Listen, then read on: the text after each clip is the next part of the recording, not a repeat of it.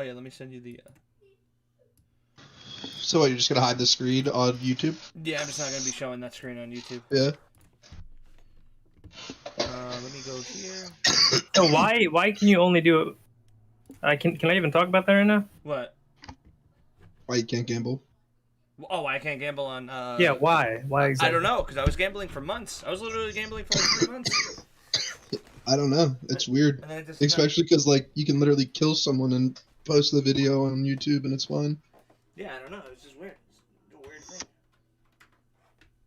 It's just a weird thing. Respect for taking it serious, though, not fucking around. What, the gambling thing? Hell, bro, this is my job. I can't be getting 2 weeks suspension. Yeah, exactly. I'm poor. Did he finish I the should like burger? some. Yeah, I finished the burger. Oh, what happened to your mic? Yeah, what happened to your mic? Oh, it changed. It changed to my thing. Here, one sec. Hey, Keith, has your stream been going for like the whole thing that you said you were gonna do? Yeah, he's live right now. He just went live. He went live again. Yeah, I've been live for. Oh, I thought- Yeah. Yeah, no, I thought it was never gonna stop though. That's what I was asking. Well, it has to stop. I thought you were gonna sleep. Do like a sleep stream. Yeah. I did sleep streams. I did sleep streams.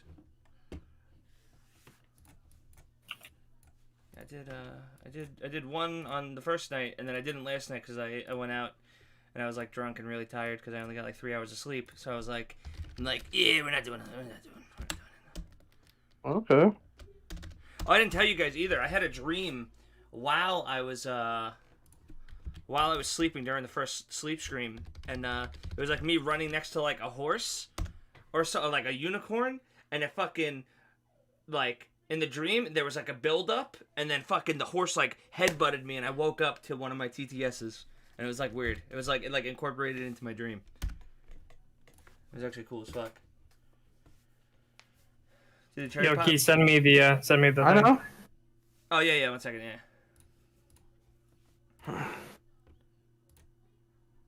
Oh, oops. Aha. So guys, I am currently going live on Twitch, and I'm going to mute the YouTube live. I'm currently going live on Twitch. I'm going to go live on Twitch in a second here, and then I'm gonna mute everything on YouTube's end, and then when I'm done on Twitch, I'll go back on the YouTube. Okay? Okay?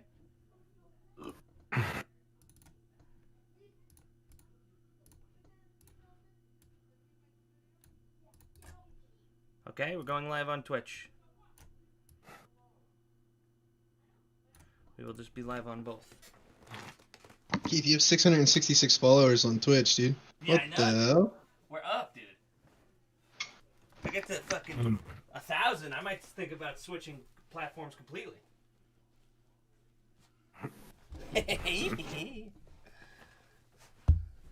Wait, where's my phone? You failed, Keith. If you go on to you failed if I go to Twitch, is that what we're saying? Oh god, this camera is so fucking fish-eyed.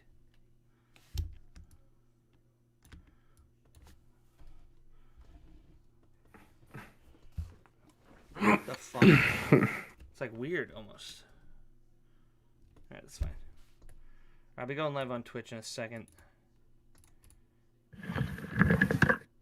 Oh yeah, what do we need? The Litecoin? Boom boom. Here, send it here. Fuck man. Ugh.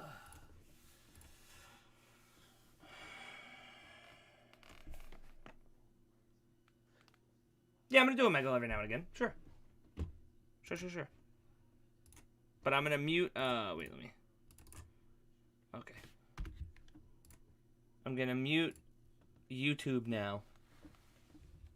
I'm gonna go to Twitch. Keith, you gotta invite Keto John over more, dude. Yeah, it's my boy. He's a funny guy, dude. Yeah, it's my best friend. That's kind of why, like, I'm not a natural when it comes to the Omegle stuff, but I'm pretty, because we just used to sit and roast each other all day. He Like would do hours. good if he streamed, I think, dude. Keto Yeah. John's a funny fucking guy. Yeah, all right, here, guys, I'm muting YouTube now. Go to Twitch. I'm muting YouTube now. Go to Twitch.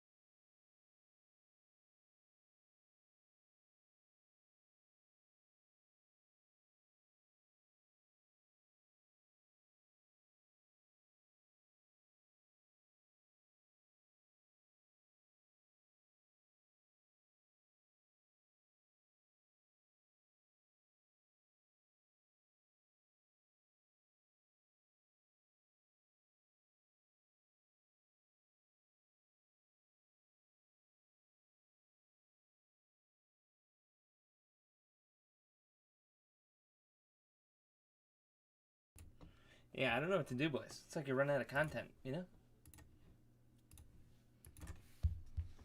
You never know. What is this, your third day in a row? Mm-hmm. Third day in a row.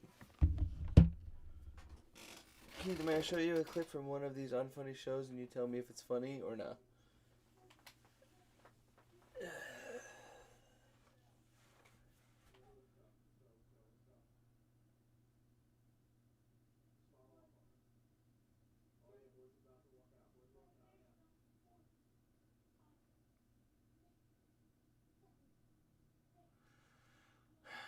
I'm hungry.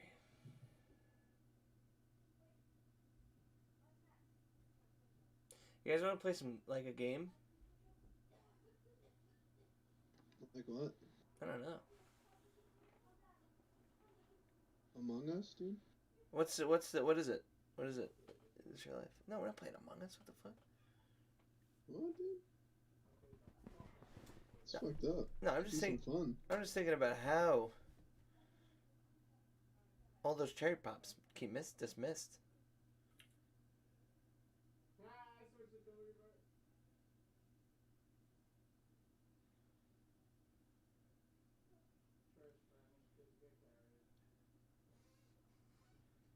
Here, 1 second. Speaking of Omega Making Life.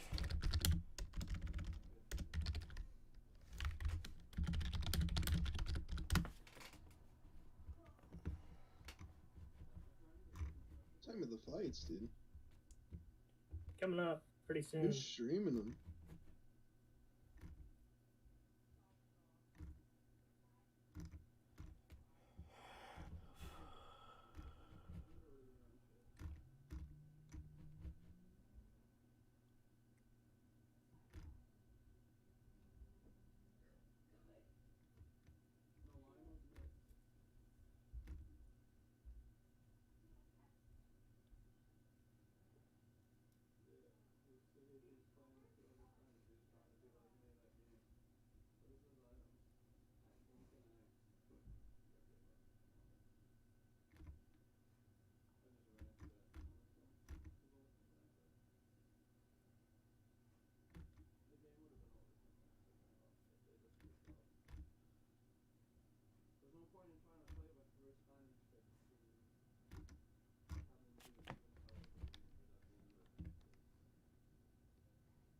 They don't want to go to Titty City. I'm not going. You'll smash? It's not really a confidence smash, though. You're supposed to be like, ooh, daddy. You're supposed to be like, ooh.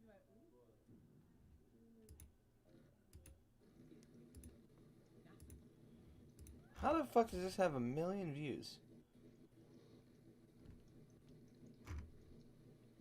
And look at he's recording. What the fuck? No, it's not Fabs. The king is back 6 days ago.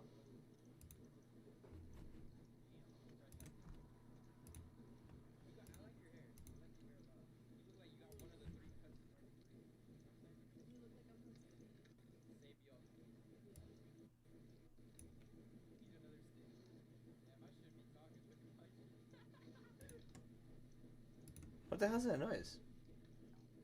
What? It's coming out of my mic? Is it your washer, maybe? Yeah, Oh. probably. It sounded like running water for a second. I was like, what the Is fuck? it better? Yeah, it's good. Good. Yeah, you're good. I don't know why it picks it up sometimes. Sometimes it doesn't. Why didn't you get unbanned? Pissing me off. Why did I get unbanned? No, I said I need Paul to get unbanned. I can't believe I got banned again. From what? You see RWT. Oh, from I Room told you that Wild? every time you do it. Yeah, now it's kind of like... Why even do it? I'll give you some of what Peacekeeper's gold was, ban him. No, I'm just kidding. No, I like Peacekeeper. I just don't like his brothers. I was actually sad when he quit coming around, and Yeah, he just disappeared. yeah, he was all right. What's today? Saturday, right? Yeah. Okay. It's not one of the main guys, Keith. It's Caveman, whoever the fuck that is. Sam something, I think he said. Oh, Sam Laskow. Yeah, that dude he just has cameos. That guy's not really part of. Okay. Yeah, He does never he mind. gets like one episode a season, maybe. Yeah, I didn't know who it was. I thought he said the main guy, but that's obviously not the main guy. Then. No, Sam Laskow's like he's I mean yeah, he's a fucking caveman, but yeah, he's Sam Laskow's not. Hyperion on Snapchat. You fucked up. Their Snapchat's like fucking Mark. It says Mark in it. I was like, is that a dude? Are you trying to hook me up with a transvestite fella? I mean, I'm kind of into that, but As long as they look feminine enough. yeah. As long as their pussy's not too long. Wait, I can't go on TikTok. If I go on TikTok on I'm streaming on YouTube, I'll get banned for sure. Yo, I'm gonna pump this kid. Are you ready, Paul? You know what I'm saying? Hold on, let me warm the clicks up. Demonizing, you know what I mean? Just 18 tick everything. I'm having Hold on, I'm dying. having a pancreas dick. Yeah. I actually wish I could play. Yeah. Look like getting banned. Are you IP banned? Yeah. Just change your IP. Well, it's not like that. It's like a Mac. Bro, I'm telling you, if you delete all the fucking files off your computer of RimWorld, Yeah, I might try that. re-download it, I'm gonna try that. it'll probably work. No, in order to change your IP through your computer, you have to It's not an IP ban. It's a Mac It's a address. Mac ban. No, I know, but you have to change your MAC address. That's what I do. I change my MAC address. That gives me a new IP. Yeah, Keith probably actually no, but not everybody's is like that. Some people don't have static IP. Oh, I'm getting TB'd. Do you have a Netgear? I think mine should be static. What's your wireless router or modem? You mean my provider? No. No. What type of modem and router do you have? I'm dead. I don't know. It's from the company. I don't even really know. Oh, you just have an all-in-one? I was actually getting pumped by that kid. I'm still getting pumped by him. I don't know how to do the adapter MAC addresses, but I know how to change router MAC addresses.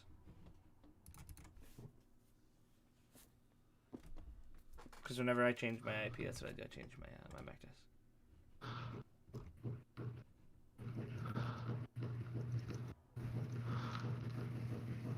Why is it always the fucking Arab kids that are good at PKing on here? Here, 1 second. Bro.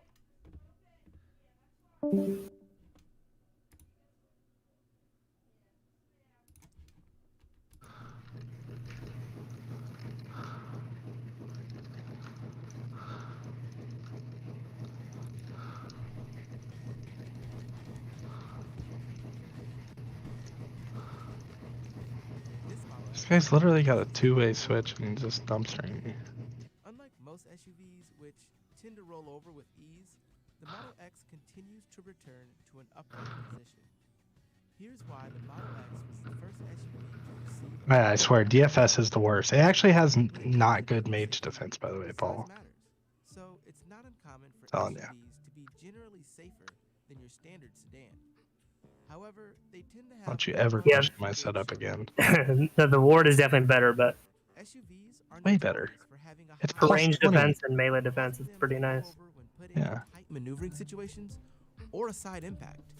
Rollovers can result in the partial or Is this full guy gonna ejection of die or passengers something? from He's the just sitting low vehicle, HP. increasing the chances of injury or death.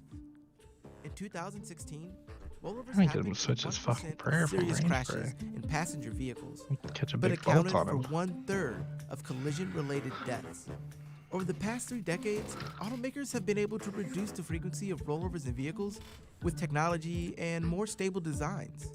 However, once a serious impact occurs, it's just basic Oh, he could have physics. actually died. A higher center Oh, of he's gravity 62. increases the likelihood of a car tipping or rolling over.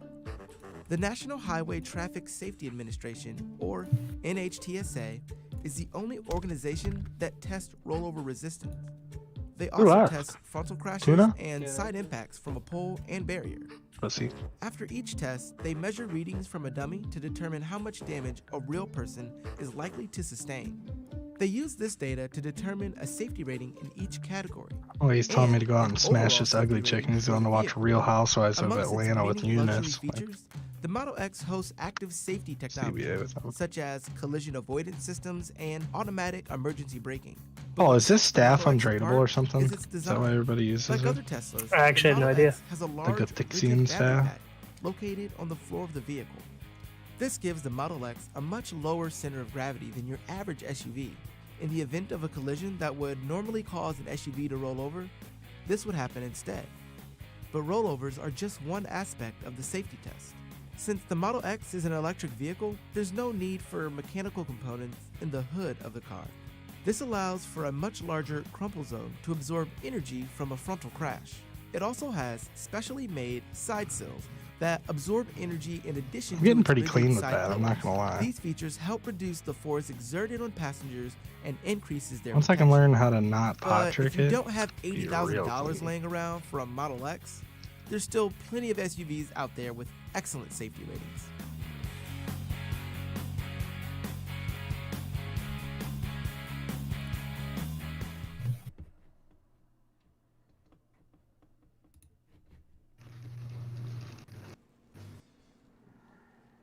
Are you deleting all your files, Paul? No, I just depoted $50. I'm gonna put some bets on. I Correct. will watch the fights though for sure. I just really want to watch Rose and then the main fight, or the main event. I don't really care about any of the rest of them, honestly. You don't seem to be impressed. That's one of my first tricks. That's okay. Thank you, Edgar. Would be a good one to watch. No. I'll make your name appear out of my mouth. Okay. What's your name? I'm dead. Brianna. Now, Brianna, I want you to carefully just count to 10, okay? Starting right now. Count to 10, okay? Why starting a marijuana business is so hard? Because you're a pussy.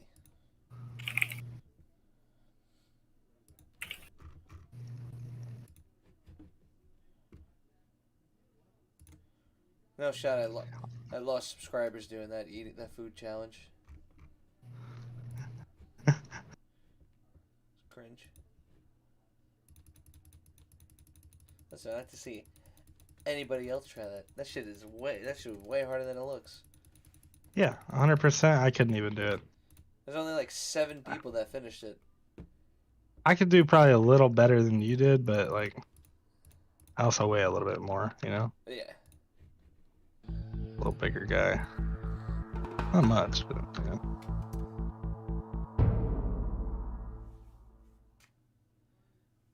I would do I really want to try the ice Welcome cream to one. Audit the Audit, where we sort out the who and what and the right and wrong of police interactions. I really wanna This try the ice episode cream covers the one. Fourth Amendment, harboring fugitives, and school searches, and is brought to us by the Denver Post's channel. Be sure to check Are you out the live description still? below What and are give you them the doing, credit dude? that they deserve. Just watching a Before video. we dive into the interaction, I would like to invite you all to check out Man, the I'm down to React Andy. Patreon Yeah, I'm page down where to you can game a find little bit, but- ad-free, uncensored, and exclusive what? content that you Like can't anything. get anywhere else. And right now, we're offering a limited-time 1-year membership with 2 months completely free. On April 24th, 2018, several officers with the Denver Police Department visited Rise Up Community School, which is a charter school with Denver Public Schools, in an attempt to locate a minor student who was a suspect in a shooting that occurred the night before. The officers first approached a student standing outside the school, alleged that someone called to report he was acting suspiciously, and requested the student's ID. The officers then approached 2 male students as just they walked fucking- back to school, and He's a walked with them barrage back master. into the school building. Upon entering the school, the officers He's asked looking a for the school staff spec. member if the suspect was in the building, and the staff member advised that he believed the He's gonna student go was after us, present. barrage if The he officers hits. then spoke with another staff member, who requested that Principal Lucas Ketzer come speak with the officers. Hey,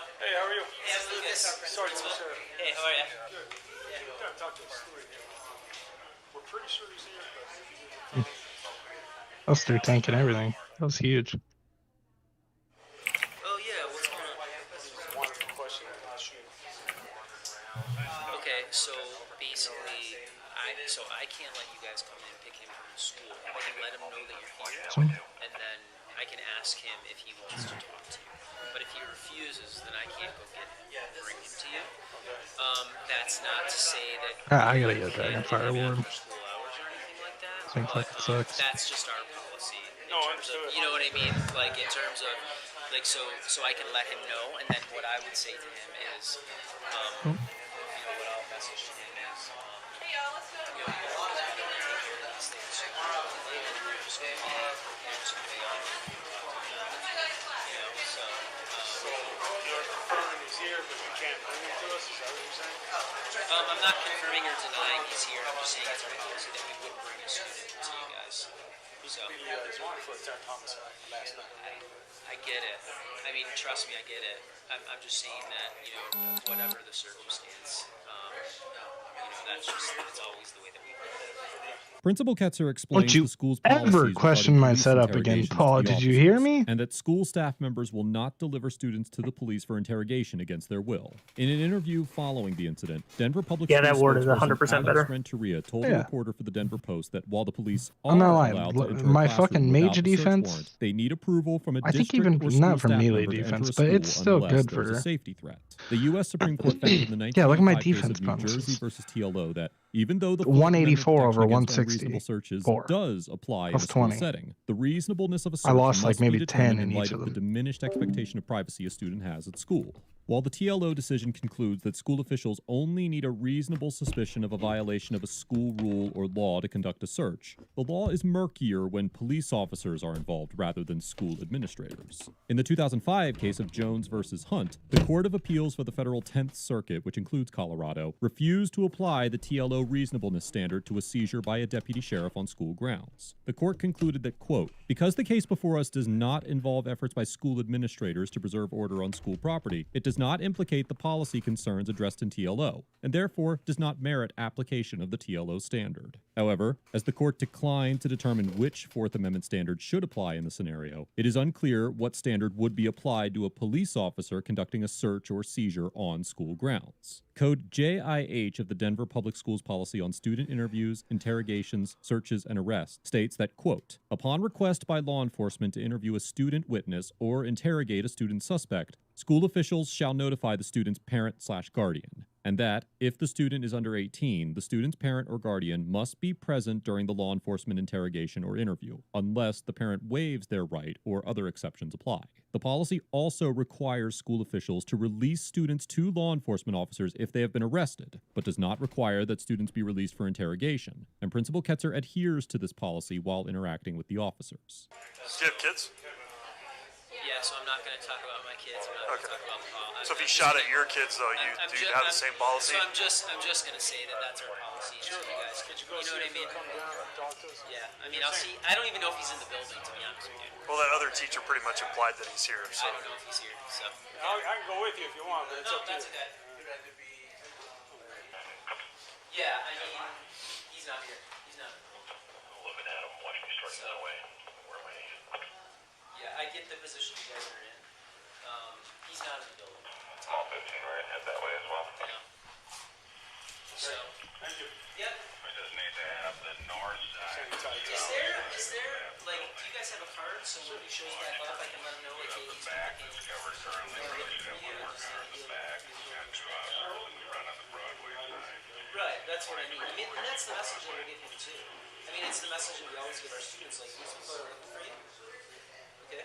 Principal Ketzer informs the officers that the student they are looking for is not in the building, but requests a business card to provide to the suspect in case he sees him. If the suspect actually was in the building and Principal Ketzer lied to the police, he could potentially face several different criminal charges. Section 18-8-111 of the Colorado Revised Statute states that an individual commits the crime of false reporting to authorities if, quote, he or she makes a report to law enforcement authorities pretending to furnish information relating to an offense or other incident within their official concern when he or she knows that the information is false. It is also possible that Principal Ketzer could be charged as an accessory to crime. Section 18-8-105 of the Colorado Revised Statute states that an individual commits the offense of being an accessory to crime if, quote, with intent to hinder, delay, or prevent the discovery, detection, apprehension, prosecution, conviction, or punishment of another for the commission of a crime, he renders assistance to such person. The definition of rendering assistance includes both harboring or concealing the fugitive, as well as obstructing an individual in the performance of any act which might aid in the discovery, detection, apprehension, prosecution, conviction, or punishment of another by force, intimidation, or deception. While some states prohibit the prosecution of individuals for harboring fugitive family members, there is no such exemption for students and teachers or school administrators. Therefore, if Principal Ketzer was lying to the police, he could be charged with false reporting to authorities. And if a prosecutor believed they could prove he did so to help the student avoid apprehension, he could also be charged as an accessory to crime. Just so you know, that other teacher told me he's monitoring that. And then it was like he realized he made a mistake. Oh, wait, you're not talking to the press. Roll call has broke. Do we know if there's any other students inside? I bet they hit him up there in a closet or something until we leave. Now the principal is denying us access to the school, denying us to look around, and now they're saying he's not here. We believe they're trying to hide him. I assume you're a teacher? Yeah, what are you doing? Do you have access to get back in? Okay, so we may need you. Please let me in. Do you want her to go back in? Nope. They just said not to. Officer Lucero asked me where he should be. Yeah. I just went and took it. He should be in a classroom here. He's not there. So. On this floor? Yeah, there's only the 2 floors. So. Which classroom? I mean, I'm not going to go there yet, but if you don't know, you don't know. No, I know what class. It's the only class on the right down this hallway. He's all the way not down to there. the right? Okay. Yeah, he's not there. So, well, all the way down on the right is a workshop. But the classroom you're talking about is on the right-hand side? Yes. Okay. 674, Adam, we had one adult female teacher come out the back door, and Corporal Waldock's talking to her right now. So my name's Mike Eaton. I'm the Chief of the Department of Safety for Denver Public Schools. Okay. So I oversee all security and police operations for the district. So right now I want to talk to the principal and see if we can get the situation, remedied before we let anybody else. He's supposed to be in Molly's class. Okay, so can we just take a couple officers, just check, because they have to do verification. I have to verify that we don't have an armed suspect. So hold on, what class is he in? What about these other? Is he in there? Okay, hold on, or he's supposed to be in there. Okay, can you hold on 1 second before you go in? How do you guys want to do it? Okay, go ahead. All right.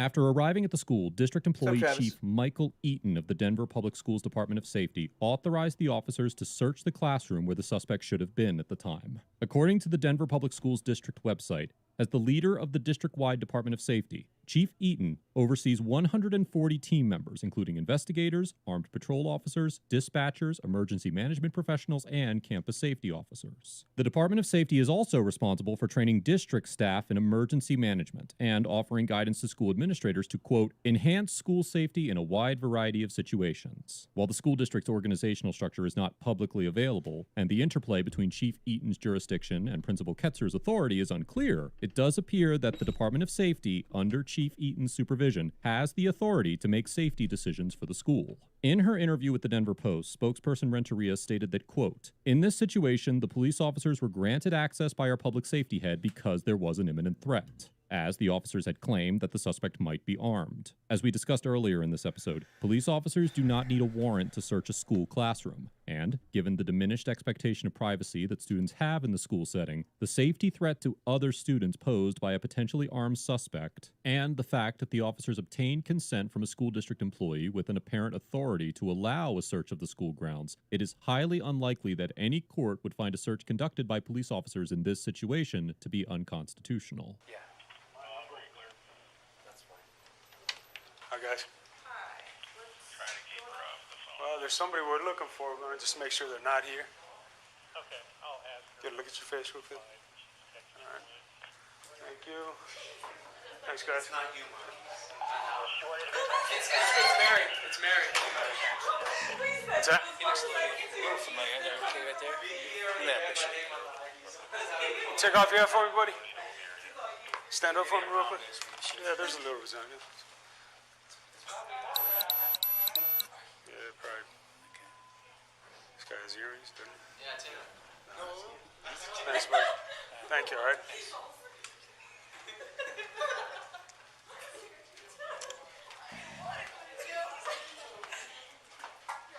Thanks, guys. When the first teacher that I talked to that said he was here implied that he was. He said that's because everybody was at lunch upstairs. Okay. And no one, I mean, several students came down, but I didn't see him come down. So, and then after we talked to the principal, he went straight upstairs. Okay. He immediately went upstairs. Right. And then came down and said he's not here. Okay. So it never had anything to do with the classroom back there. So I just, for what it's worth. You guys want to check upstairs? We would like to. Okay. Yeah, just to cover that base. When the student was not found in the classroom that the officers initially searched, the officers searched the entire school, including the classrooms, supply closets, and even the roof. Despite the officers' belief that the school was hiding the suspect, the officers were unable to locate him anywhere in the school. Following the incident, both the Denver Police Department and Denver Public Schools conducted internal reviews of their employees' actions during the encounter, and both investigations found that no wrongdoing occurred, with the exception of one officer who received a minor reprimand for using insulting language about the teachers in a conversation with another officer. It is unclear whether the officers ever apprehended the suspect they were searching for, or if any parties involved will be taking legal action. Overall, the Denver Police Department officers get a B+, because although there were likely more appropriate circumstances to apprehend their suspect under, the officers consulted with the proper supervisory official before moving forward, and were operating under the pretense of a legitimate law enforcement purpose at the time of the encounter. While this interaction does raise many questions about both the ethicality and legality of granting police officers broad authority to conduct searches in schools, the courts have largely failed to acknowledge what role the Fourth Amendment plays in an encounter such as this. Different courts would likely reach varying opinions regarding the legality of this interaction, but there is certainly an argument to be made that the search was completely lawful. From the DPD's perspective, the officers were dealing with a potentially armed suspect inside of a school filled with vulnerable students. If the officers had left the school without searching the building only to have a shooting take place once they're gone, then the narrative surrounding this interaction may have been very different. One of the many challenges facing members of law enforcement is balancing the assessment and response to a potential threat with the appropriate constitutional and ethical boundaries, and officers tend to err on the side of caution when making those determinations. Sometimes, that caution does indeed result in an illegal detention and misconduct, but other times, being overly cautious can save lives without being overtly intrusive. There is no doubt that the officers could have interacted with the students and teachers more professionally, but it appears as though they remained within the bounds of their authority throughout the interaction. While students do deserve to enjoy some level of safety and security while on school property, it cannot serve as a safe haven from the consequences of criminal activity, especially when other students may be at risk. Principal Ketzer gets an A for respecting his students' rights and privacy, rigidly adhering to the school's policy of not surrendering students to the police,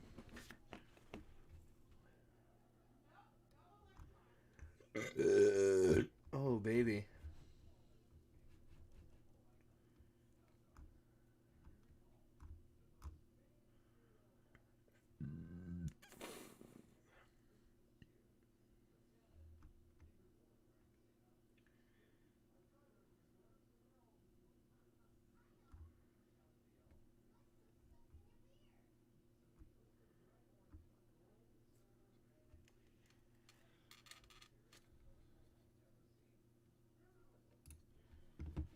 Animals have bad days too, just like humans. But the difference is that they need our help to get through it. Today we're going to show you most unbelievable moments when animals ask people for help. Watch to the end to make your heart pound. But first, subscribe to the channel and click the bell. After a fire, this cat had no chance, but his owner begged rescuers to save him. Firefighters sprang in action to revive the cat, and it worked. The woman's reaction proves that our pets are more than just animals. They're our family members. Young bear got caught in a trap and thought that hunters had come to finish the job. But despite the risk of running into the cub's angry mother, these woodsmen began trying to free him.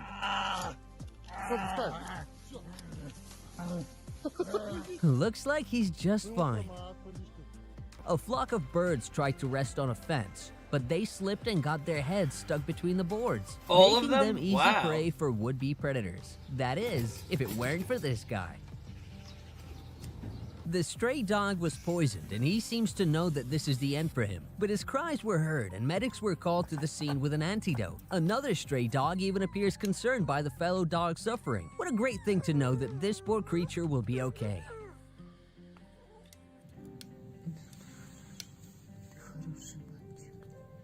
I don't know how this baby deer ended up in the middle of the river, but today is definitely his lucky day.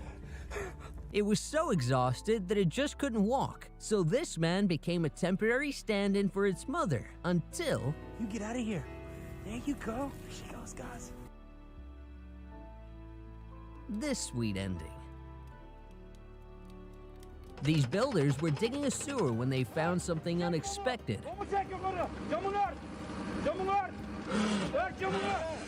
Suddenly, the work turned into an emergency rescue operation.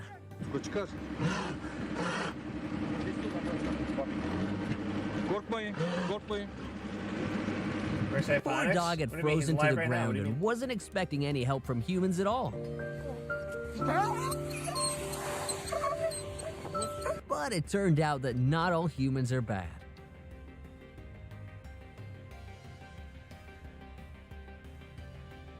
This little bird was literally chasing a woman and her dog. It turned out that all it needed was a sip of water. I said, Mom, I have a bird that needs my help.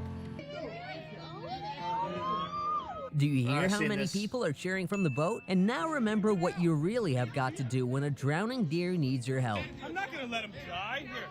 Oh my God. Oh my God. He's trying to get out. Where'd he go? Got him.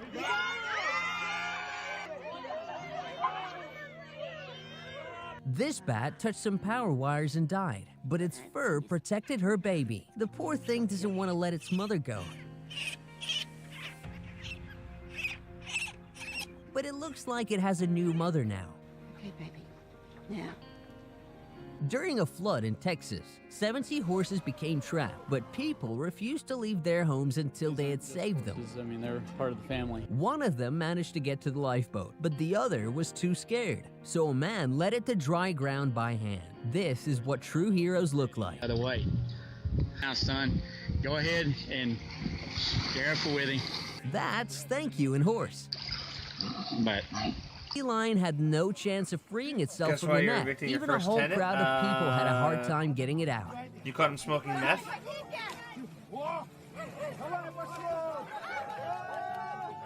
Poor creature lost 2 of its legs to human cruelty and didn't believe that people would also help it run again and trust again. This brave dolphin swam into a group of manta rays to ask divers for help. It survived a long 5 minutes without air while the line was being untangled, and then it came back to get the hook out. This wolf was shot and struck on its back, being left to freeze to death in a river. The poor thing was stiff, so rescuers had to resuscitate the animal like a human. But it worked! This kitten appears to be begging for help, but it's not enough. Its joints had been dislocated from the blow, and now its mother was asking for someone to save her paralyzed baby. And people answered the call. Baby deer lost its mother during a flood and didn't know what to do, but it looks like it has new parents now. I don't know what to do with them. I can't just leave them. Oh my God. Fucks up Sea everything. lion is What? swimming right up to people to ask for help. It had tried so hard to get out of the net that a net had become wrapped around its neck, and the animal was beginning to choke. Let her go here. You're doing good, right, girl? This little bird was trying to hide from the scorching heat and chose the right driver. He gave it a drink and even a ride in the AC. The end should have come for this little bird in a river. Instead, it got some snacks and a ride to dry land with the captain. Go. Now you're sitting on the phone. See you later, buddy. A dog was left alone in a flooded house during a storm and didn't know how to get out. And then this stranger climbed into the cold water to help him escape. The dog had fallen into the ice and was about to slip under, but no one could help the poor animal until this man threw himself onto the thin ice, risking his own life in the process. I wouldn't say risked his life, but yeah. It's For kind of 2 cold. long days, an elephant tried to free her baby from a mud pit while also keeping people at bay, until she finally collapsed from exhaustion. And that's when the kind crowd took action.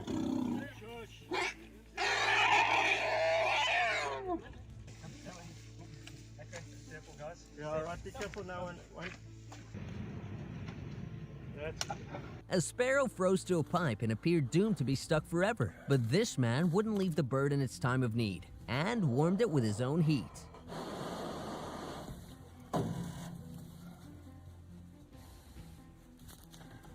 Go ahead and fly away. A dolphin calf wasn't even able to call for help after becoming trapped right at the water's edge. But these people came together to get its home to its mother. Fortunately for this bear, the fishermen realized that it was more afraid of them than they were of it. It was too heavy, but they managed to find a way to rescue the bear without lifting it into the boat.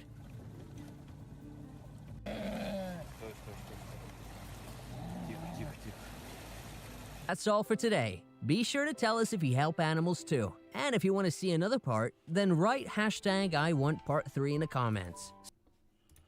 Cool video. Cool video. What is Hypervenix doing? It means that it looked like fuck.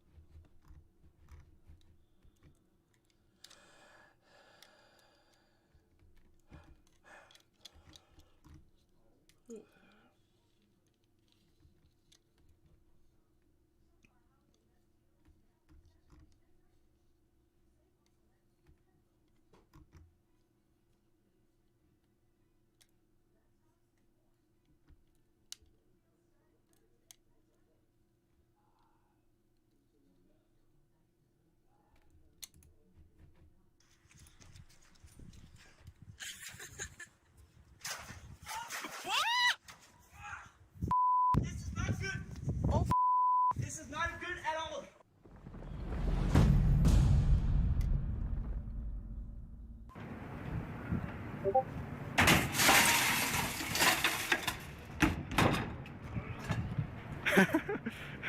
What? No animals, right? Is that what it is?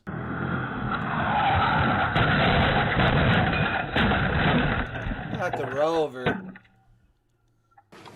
Forward. Forward. Forward. Near the forward. Near the forward.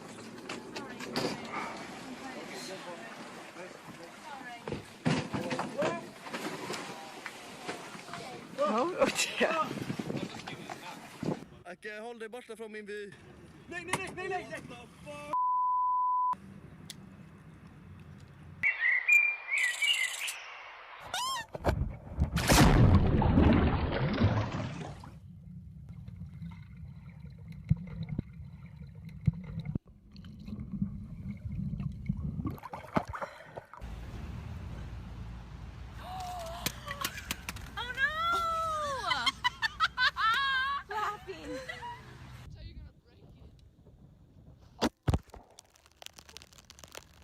Shatter your phone.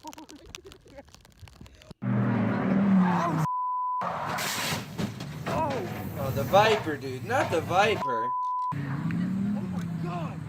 Emma! Emma!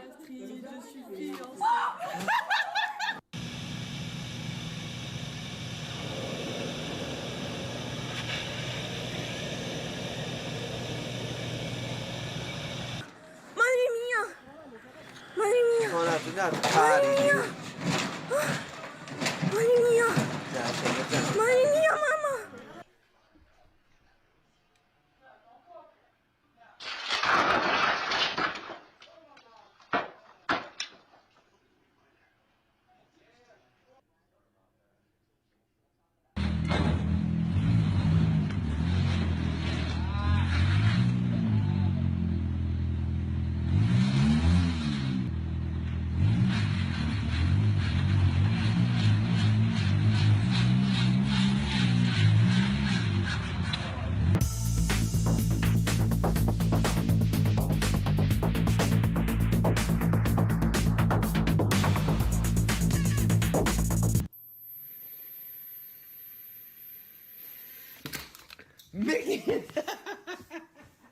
And this is what happens when you leave your car overnight under the heron's nest.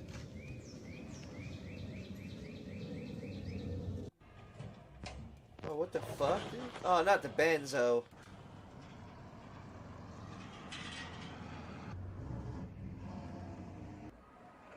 Not the benzo, dude. Oh!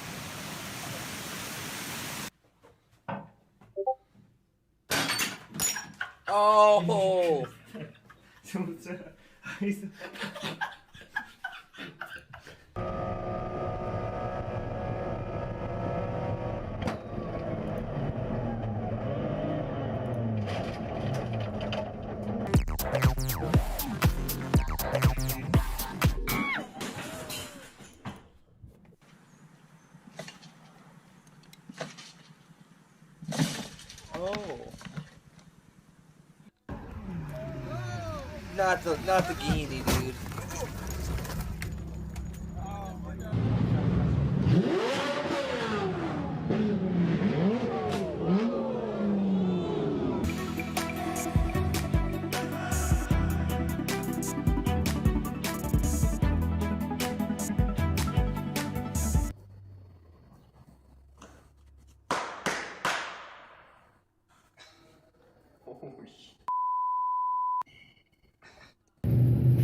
Wow.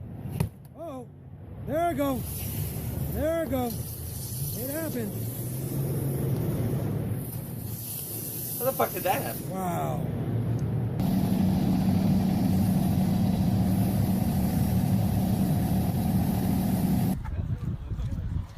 It honestly doesn't look too bad.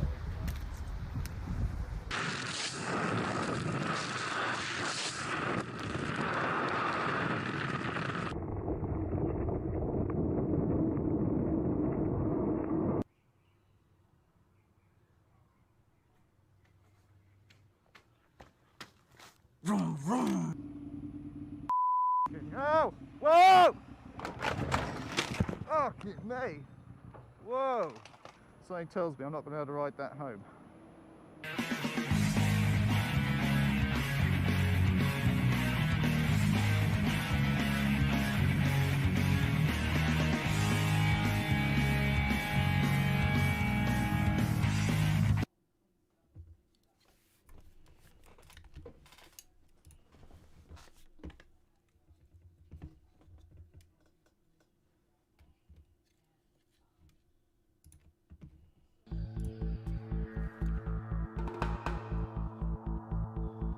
Fuck, 4 more days, dude.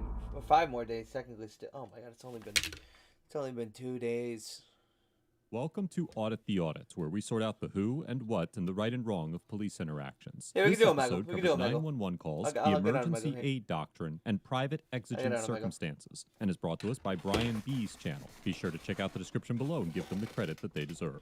On December 19th, 2 days 2020, ago. Yeah, Officer we had some fun. Macmillian and We had some Officer fun so far. Hibbets of the North Brunswick Police Department responded to a 911 hang-up call that allegedly originated from the home of an individual who has only identified himself as Brian B. The officers knocked on Mr. B's door and began to question him regarding the call, while Mr. B recorded the interaction through the screen door.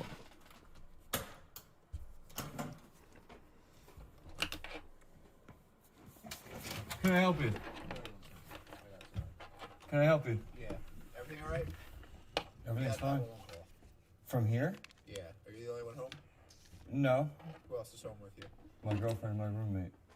All right. Everybody's fine. All right. Nobody Apparently called. Somebody called and they said it came back to this address, and it said they told us there was yelling or something in the background initially. Then they hung up and they haven't been able to get in touch with everyone since. So that's why we're here. Nobody called. Everybody's fine. All right. Can we talk to them real quick? No.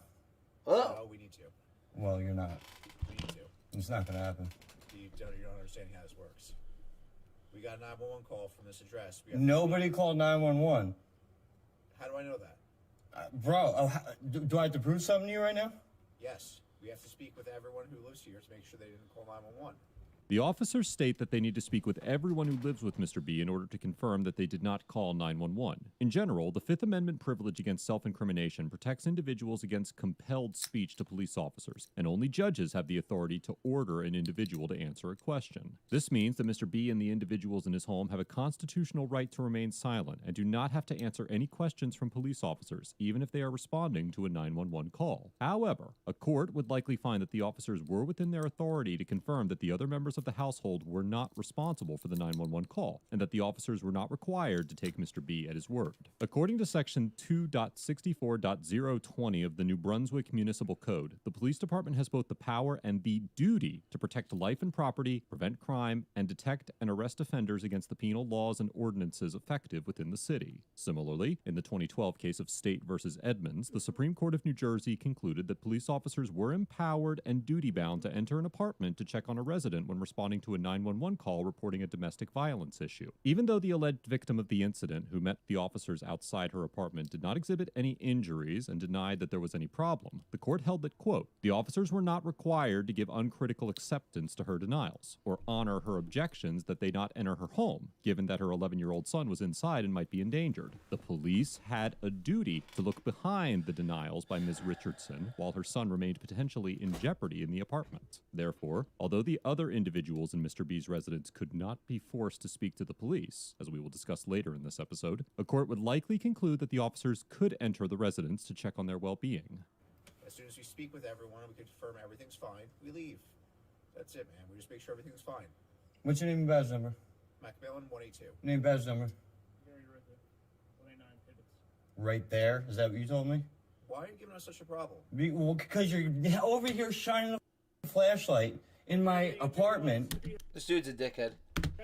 You're over here shining a flashlight. Let me finish what I was saying. Into my apartment. I'm in here taking care of Christmas gifts, watching the UFC fight. You guys come over here banging like a bunch of animals. No one called 911, and you're giving me a hard time. You're still shining a flashlight at me. Turn your flashlight off. Turn your flashlight off. You're not understanding how this works, man. Have a nice night, guys. No. They said there was a 911 from whose cell phone? What cell phone number? Do y'all have it on record or file or anything? 732 940 76. 94076. Not my number. Whose number is that? It's not mine. Mine's is 848-466. No one's phone number here. All right, well, let's get this sorted out then, so we don't have to come back. All right? What do you want to sort out? What have we not sorted out? We sorted. It's a landline. Okay. Okay, no, there's no landline here. But there's still one registered to this house. So what do you want me to do for you? So there, we solved with a 911. Okay, so get the out now. Sir. No, sir. You just slammed the door at me. Get the out of the house. You don't close the door on the police. I don't give a You have no right to enter. We do. No, you don't. It's a warrantless entrance, so get the out. Mr. B tries to end the conversation, but the officers do not allow him to close his door, forcing their way into his apartment instead. While warrantless entries by police such as this are presumed to be an unreasonable search under the Fourth Amendment, as the Supreme Court explained in the 2011 case of Kentucky versus King, this presumption may be overcome in some circumstances, including, quote, when the exigencies of the situation make the needs of law enforcement so compelling that a warrantless search is objectively reasonable under the Fourth Amendment. The court then went on to describe several categories of exigent circumstances where warrantless entry to a residence was reasonable, including the emergency aid exception, which allows officers to, quote, enter a home without a warrant to render emergency assistance to an injured occupant or to protect an occupant from imminent injury. Some courts that have reviewed the issue have determined that a 911 hang-up and an unanswered return call from the emergency dispatcher is sufficient to allow officers to enter a home without a warrant under the emergency aid exception, while other courts disagree. However, in the 2004 case of State versus Frankel, the New Jersey Supreme Court adopted a totality of the circumstances standard to determine whether a 911 911 hang-up call allows officers to enter a home without a warrant, explaining that, quote, the emergency aid doctrine only requires that public safety officials possess an objectively reasonable basis to believe, not certitude, that there is a danger and need for prompt action. The police officer at the door, of course, cannot know what type of emergency, if any, lies inside. All he knows is that the caller has dialed an emergency response number. In light of the presumptive emergency, we cannot conclude that the officer is bound to ignore the warning and walk away. The court also concluded that, quote, a 911 call is tantamount to a distress call, even when there is no verbal communication over the telephone to describe the nature of the emergency. The responding police officer is not required to accept blindly the explanation for the 911 call offered by the resident answering the door, but must base his decision on the totality of the circumstances. Given the direct New Jersey precedent on this issue, it is likely that a court would uphold the constitutionality of the officer's decision to force entry into Mr. B's home. Nonetheless, if a similar incident were to occur in a different jurisdiction, a court could reach the opposite conclusion. Get out. What's your name, sir? Get out. I'm not giving you nothing. Get out. We need your name. Yeah, you're not going to get it. Get out. Have I committed a crime? Am I suspected of committing a crime? I have a Fourth Amendment right, bro. Don't trample my rights. You're not going to get ID. You do have a right. Let's go. We need your name so you can. Not going to get it. You want us to record that we were out here? What happened? Not going to get it. Okay, so when they call 911 again, you want them to come knocking on your door again. I want to record that we came here, we spoke with you, we confirmed that everyone in the house. Not going to get it. Nobody's number. Not going to give it. That is no longer associated Not with going this to give you my information because of what you did with the door. Take your pompous, both of you, get the out of the house. Once the officers become aware that the 911 call originated from a landline and that there are no landlines at Mr. B's address, they ask Mr. B for his name to document the situation, but Mr. B refuses and demands that the officers leave his residence. New Jersey does not have a stop and identify statute that would require Mr. B to identify himself under any circumstances, so he was not under any legal obligation to provide the officers with his name or identification. Additionally, he was likely within his rights to ask the officers to leave his property, as the potential emergency circumstances that justified the initial entry into the home no longer existed. In the Edmonds case that we discussed earlier in this episode, the court stated that, quote, when the exigency that justifies immediate action dissipates, the rationale for searching without a warrant is no longer present. Other courts around the country have reached similar conclusions about the limitations of the exigent circumstances exception to the warrant requirement. For example, in the 2006 case of U.S. versus Lawrence, the District Court for Minnesota held that, quote, although the public safety exception to the warrant requirement permitted the officers to enter the home for the limited purpose of checking on the safety of those in the home, the exigent circumstances that allowed the officers to enter the home ceased to exist once the officers verified that there was no one else in the home, injured or hiding. Similarly, in the 2006 case of Higdon versus Wells County Sheriff's Office, the Northern District of Indiana held that, although officers were initially justified in entering a home under the exigent circumstances doctrine, quote, once officers secured the home and located all the persons therein capable of destroying evidence, the exigency ceased to exist, and they were required to wait for a warrant to continue their search. Accordingly, a court could conclude that the exigent circumstances that allowed the officers to enter Mr. B's residence no longer existed once they determined that the call did not come from that location, and that the officers' continued presence in Mr. B's home violated the Fourth Amendment. That's it. You me the f*** off and you tried trampling in here. You banging on the door like a bunch of animals. Came in here trying to throw your fictitious authority around. Walking into my house without a warrant. Get out, both of you. We need your name, sir. I'm not giving you nothing. Get out. I'm not answering any questions. Please get out of my house. You understand why we're here, right? I don't care why you're here. Get the f*** out. Okay. Turn that off. So Turn that light off. Let me explain this to you. Jesus Christ. There you go. You see. How many of you does it take to see? What do you want to look at? Can I explain something to you? I don't want to hear what you have to say. You have people you care about. I don't care. Please exit my house. Do you have people you care Please about? exit my house. Sir. Can they shut the door? Get them out of my house? I'm not shut the door with me again. Well, I got nothing to say to you. This is my boss, sir. Keep him away from me. I don't want you touching me, We dude. don't know what's going on, sir. Yeah, this is all. You just sitting here, got a bang on the I have an internal affairs White complaint tipped on one of $2. Alright, I got you coming up next. Yeah, sure. the sergeants, and now this happens. This is retaliatory. This is another one going to internal affairs. I'm telling you. You guys don't know how to quit. Any of you. Can I explain to you what's going on? I want you guys to leave. I don't care. Explain it to you. They don't care. Technically, what you did could have been obstruction. They're here on a lawful police investigation. Then take me for You it. gotta shut the I door. want you to take me for it. I didn't observe it, but from what they're telling me. I'm just telling you, technically it is, okay? Then let's go. I'll take it to court. I'm not. None of you are gonna scare me and bully me. None of you. You guys try it all the time. It's not gonna work. What do you have to say that's gonna justify any of this? I want to hear it. We came out here to investigate a 911 hang-up. Okay. Did anybody call? Have you figured that out? No, we haven't. Okay. So what do you have to figure out? What do you have to figure out? If anybody was in need of assistance, man. No. Does anybody need assistance? I have zero need for assistance. Perfect. I'm trying to go back and finish watching this movie. Alright. So can you please? Yeah. Please. Okay. Please go. Perfect. Have a good day. Take care.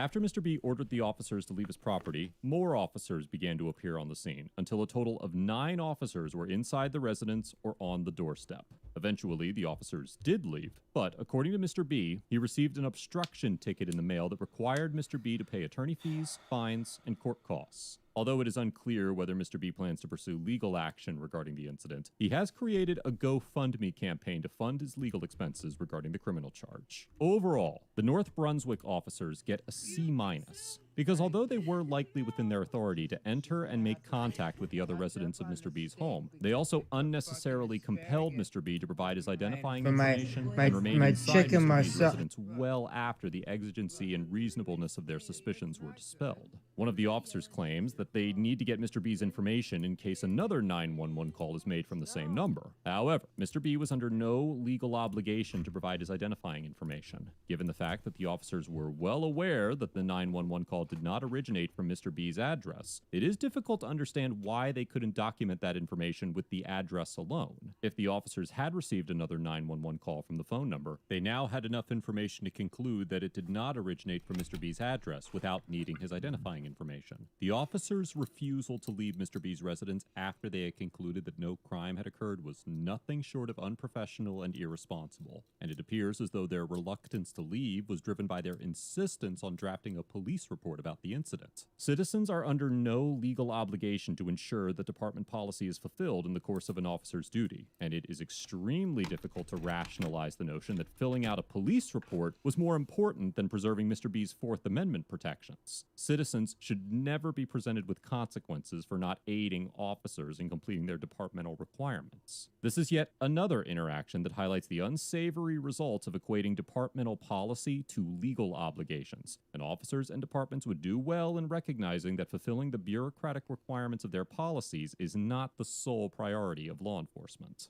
Mr. B gets a B, because although his hostile demeanor was somewhat justified by the North Brunswick's officers' refusal to leave his property, he made a concerted effort to block their entry when the officers likely had a legal basis for entering, displayed a fundamental misunderstanding of reasonable suspicion, and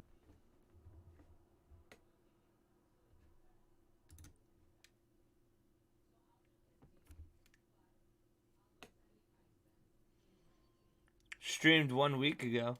Oh, this guy's a streamer.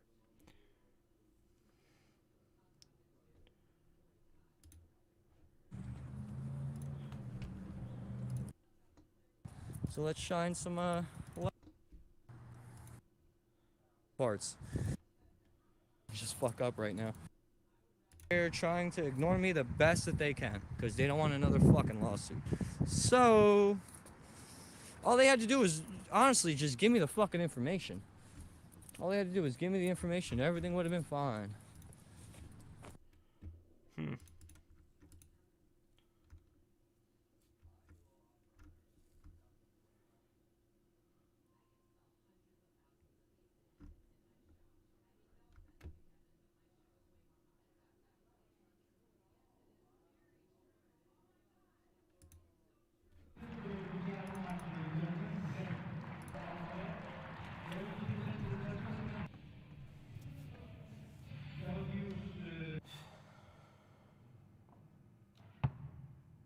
Ooh.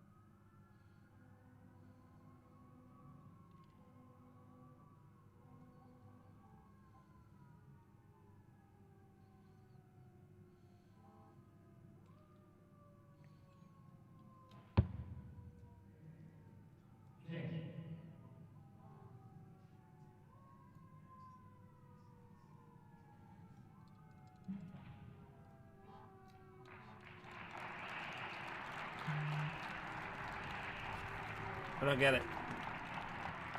He still won, though.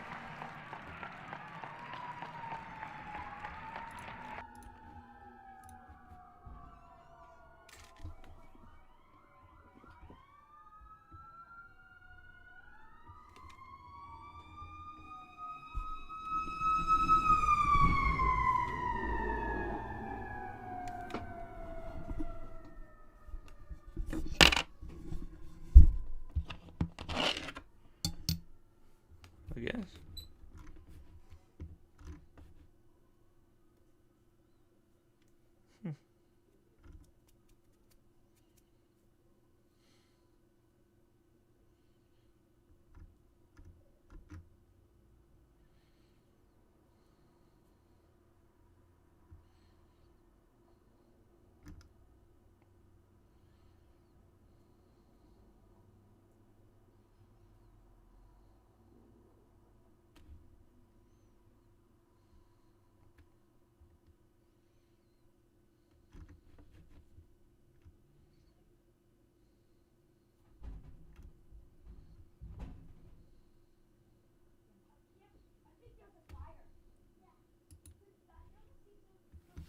So I woke up last night and my first thought was, can I cast ice in resin? I guess we're about to find out. Oh yeah, Omega. Yeah, I'll go Omega. So there are a couple of ways we can do this. Now the first one, and probably the most easiest one, is going to be for me to mix my resin. We're going to degas it since we're not going to put it in the pressure pot. Then I'm going to pour it in, and once it gets warm and jelly-like, I'll try and force the ice cube into the middle. Now if that doesn't work, the next thing I'll try is pouring a base layer, letting that set, then we'll get the ice cube on top, pour some more resin, and we'll see if that works. But I really do hope the first way works best. This guy's got some fat hands.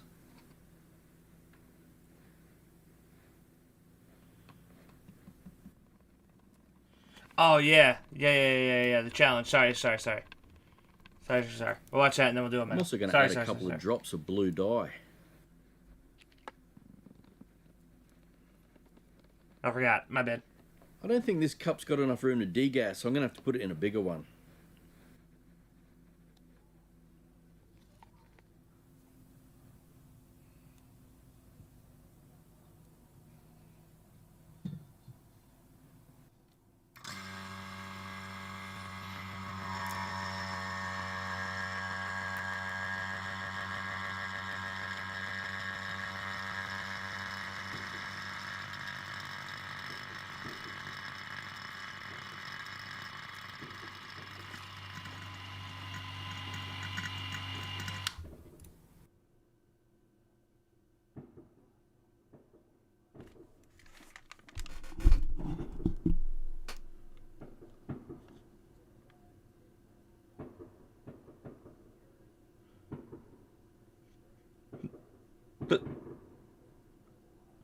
Are those gunshots?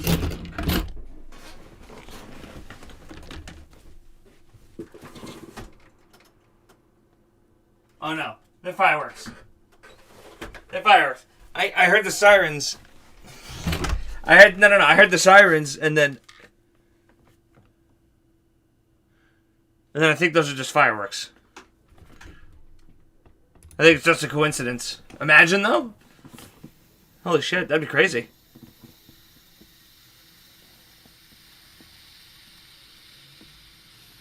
That sounded like some Glock action, you know what I'm saying? Sounded like some government-issued Glock action, you know what I'm saying?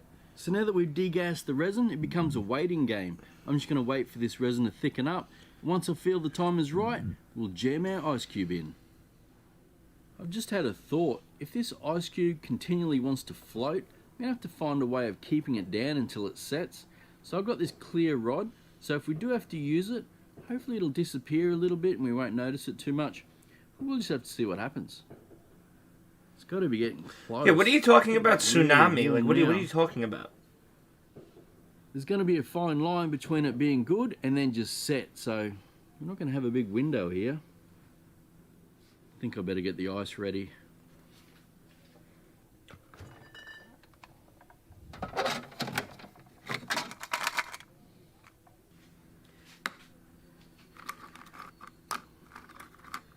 I really do hope this works. It will be really interesting to see how fast the ice melts in there. Now we're getting a bit of steam. I'd say we're getting really close. There it goes. Not just yet. I'm actually creating some bubbles in here, which isn't good, but it's the only way we're going to find out when it's ready.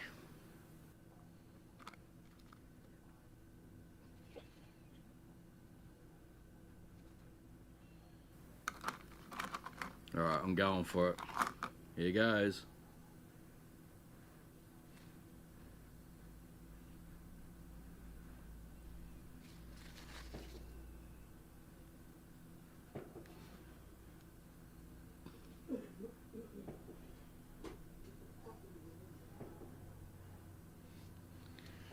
Alright, I think we're in the middle. You got one down. Deep.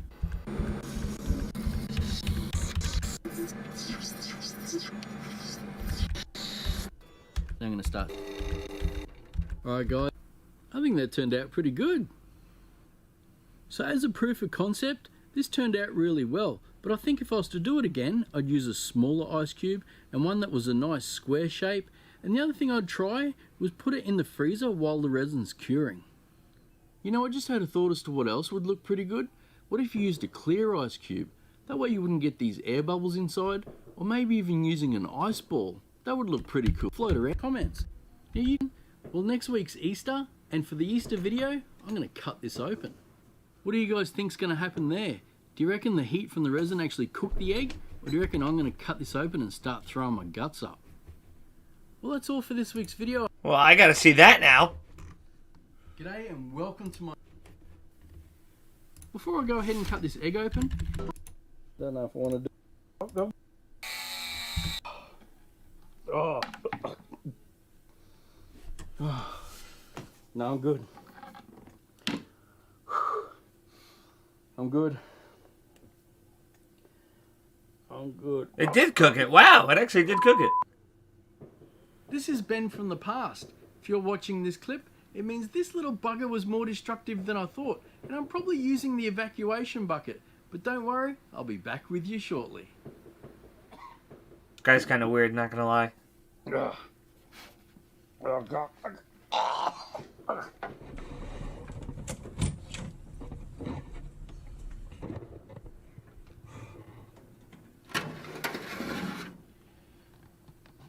Oh, there it is.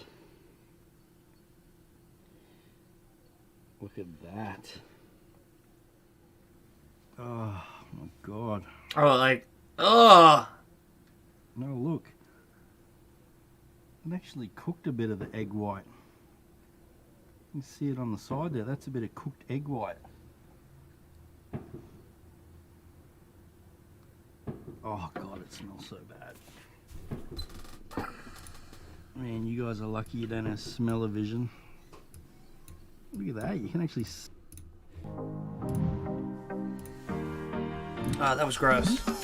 So today I'm heading to that place just behind me called the Hungry Shack in Berkeley to take on what's going to be an absolutely insane challenge. Basically, it's going to be a massive custom-made fried chicken burger. It's going to be stacked high with mozzarella sticks, lots of sauce, cheese. It's going to be delicious, that's for sure. So let's head inside and take this thing down.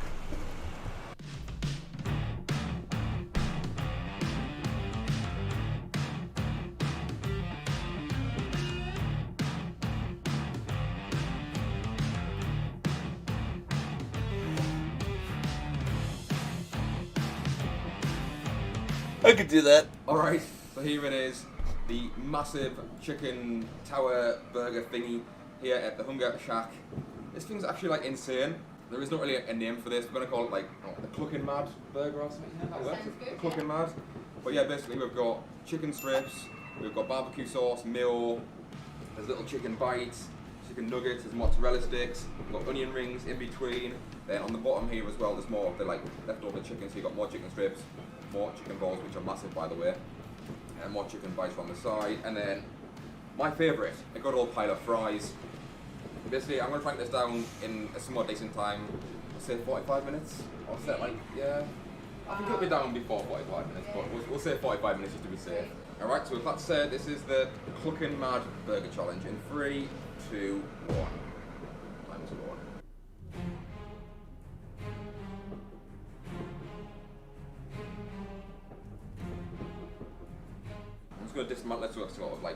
stands up by itself.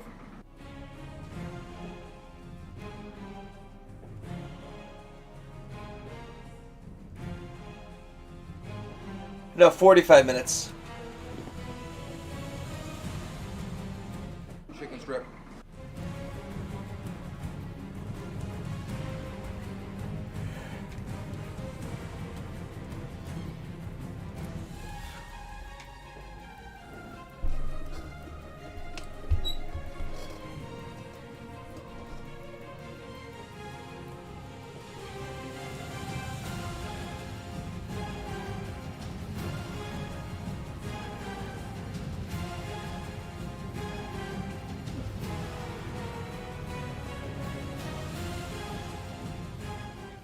This is spot on.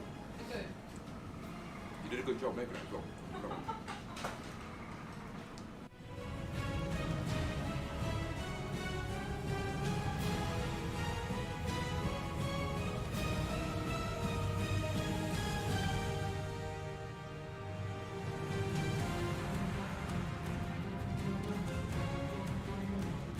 I'm just thinking back to the coleslaw and I almost just threw up in my mouth. Got some mozzarella sticks on this one.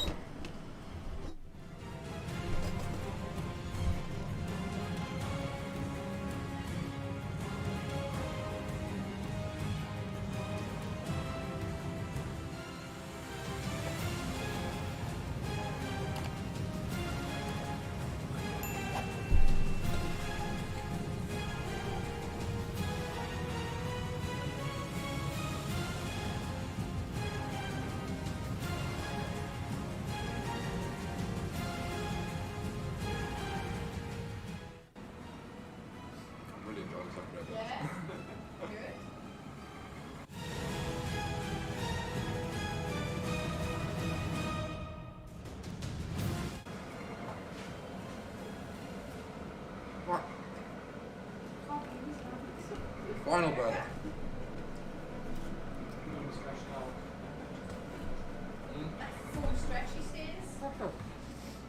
The surprise will be the hard part. Yeah. 100%. And not even fry it, anything. Right. To get full, I probably need about 2 of these. Two of that cake? Yeah.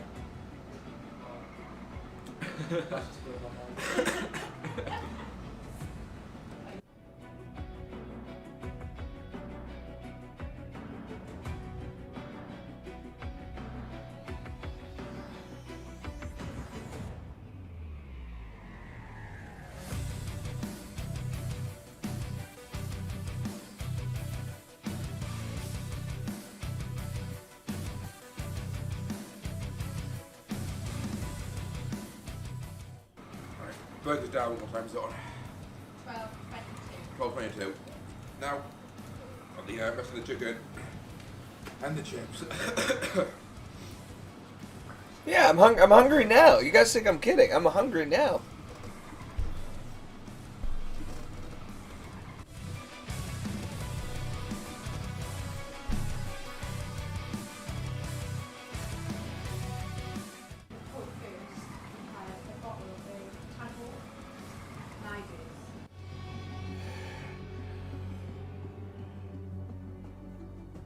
Oh, you totally have some ice cream or something.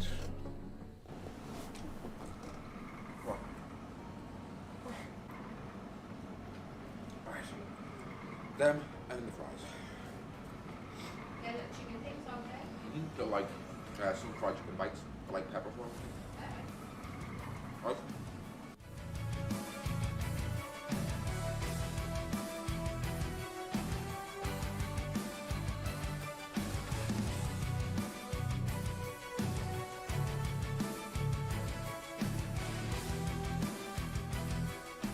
Not the soda.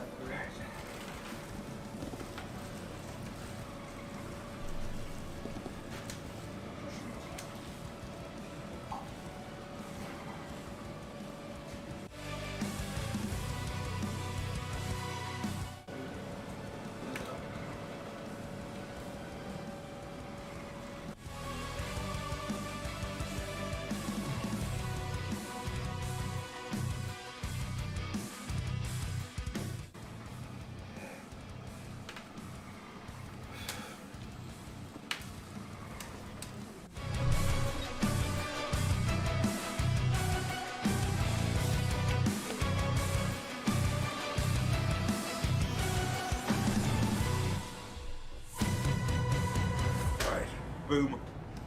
Stop the timer. 32 minutes, 54 seconds. That was delicious. But with that said, I think it's time for a little bit of dessert. Strawberry cheesecake to finish off. Strawberry base.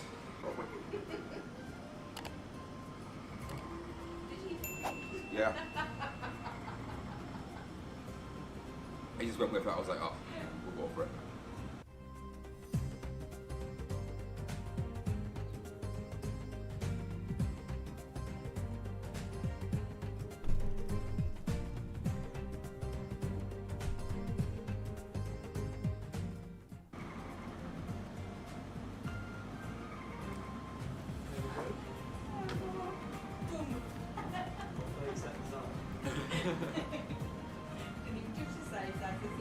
Oh no.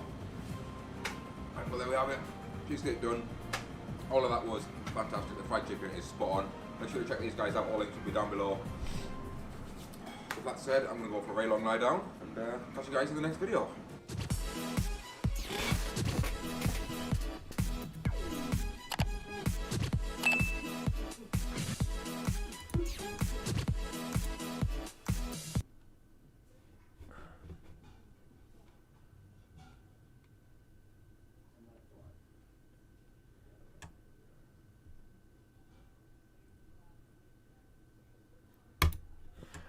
What was the volcano again?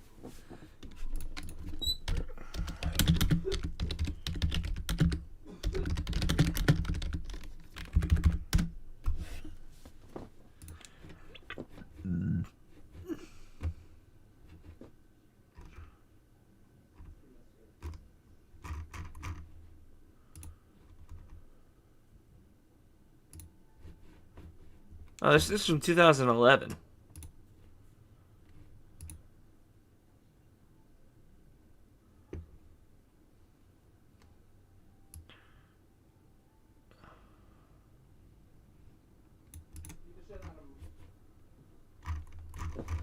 The Palma.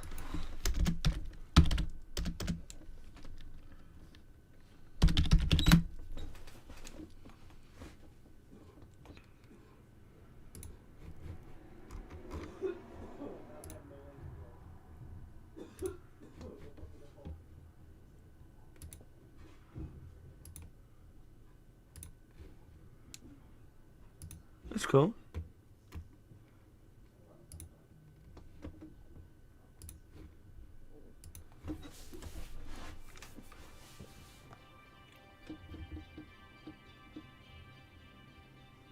Yeah, I'm gonna sleep. Yeah. Yeah, what do you, yeah. Yeah, I've been sleeping this whole time.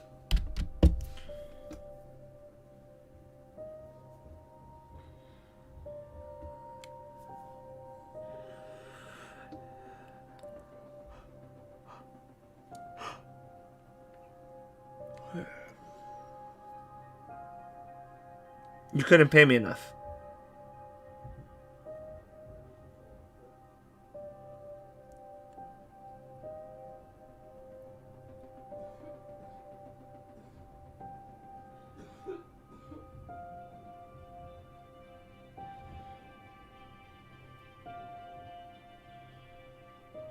Yeah, you're good, Jeremiah.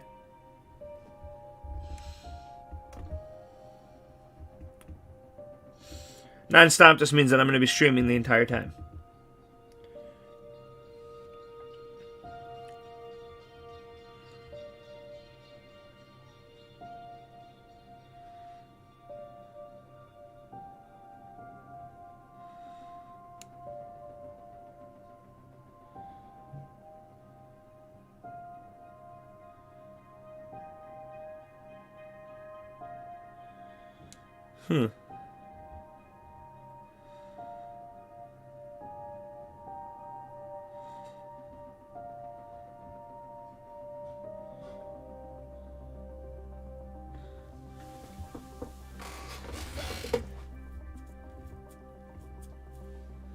I donate $2,500 right now. You drink lava? Yeah.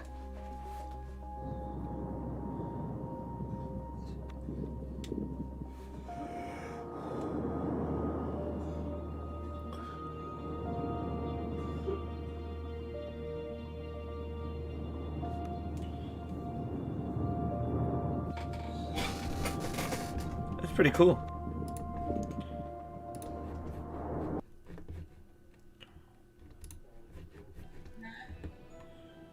Huh? Cat. The word cat. Correct? I gotta take a piss. Let's do the taste test. Taste test. Don't feed this rice to human. Don't do I'll be right back. I'm gonna take a piss. child abuse. Hello, niece and nephew. It's Uncle Roger. Today, Uncle Roger gonna review this video requested by so many niece and nephew out there. It's K cooking special fried rice. As usual, my nephew Nigel, the cameraman. Nephew Nigel, say hi. Hey Uncle Roger, and hey nieces and nephews. Remember, Uncle Roger is doing a comedy video, so don't go attacking anyone after this, okay? Hi, nephew Nigel. You worry too much. All my niece and nephew are decent people. Don't worry. Hi people, and I'm back cooking, and today I'm going to be doing special fried rice. Okay, this video look quite amateur, but Uncle Roger's favorite genre of video is amateur. This video look quite amateur, but sometimes amateur people the most passionate. Uncle Roger give this video a shot. I put some oil in, it says 2 tablespoons.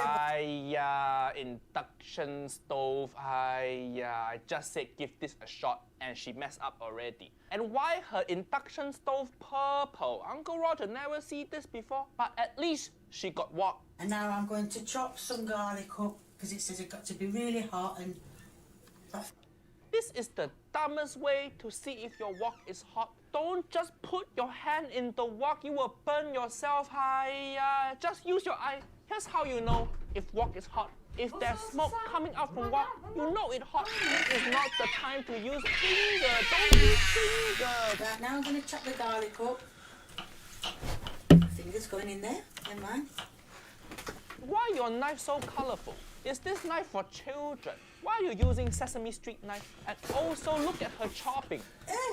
The garlic so uneven. They're big pieces, they're small pieces, chopped properly. Don't leave us with this video, Keith. Why? Special purple one. Alright, we're going on Megal soon after this video. Garlic so ugly.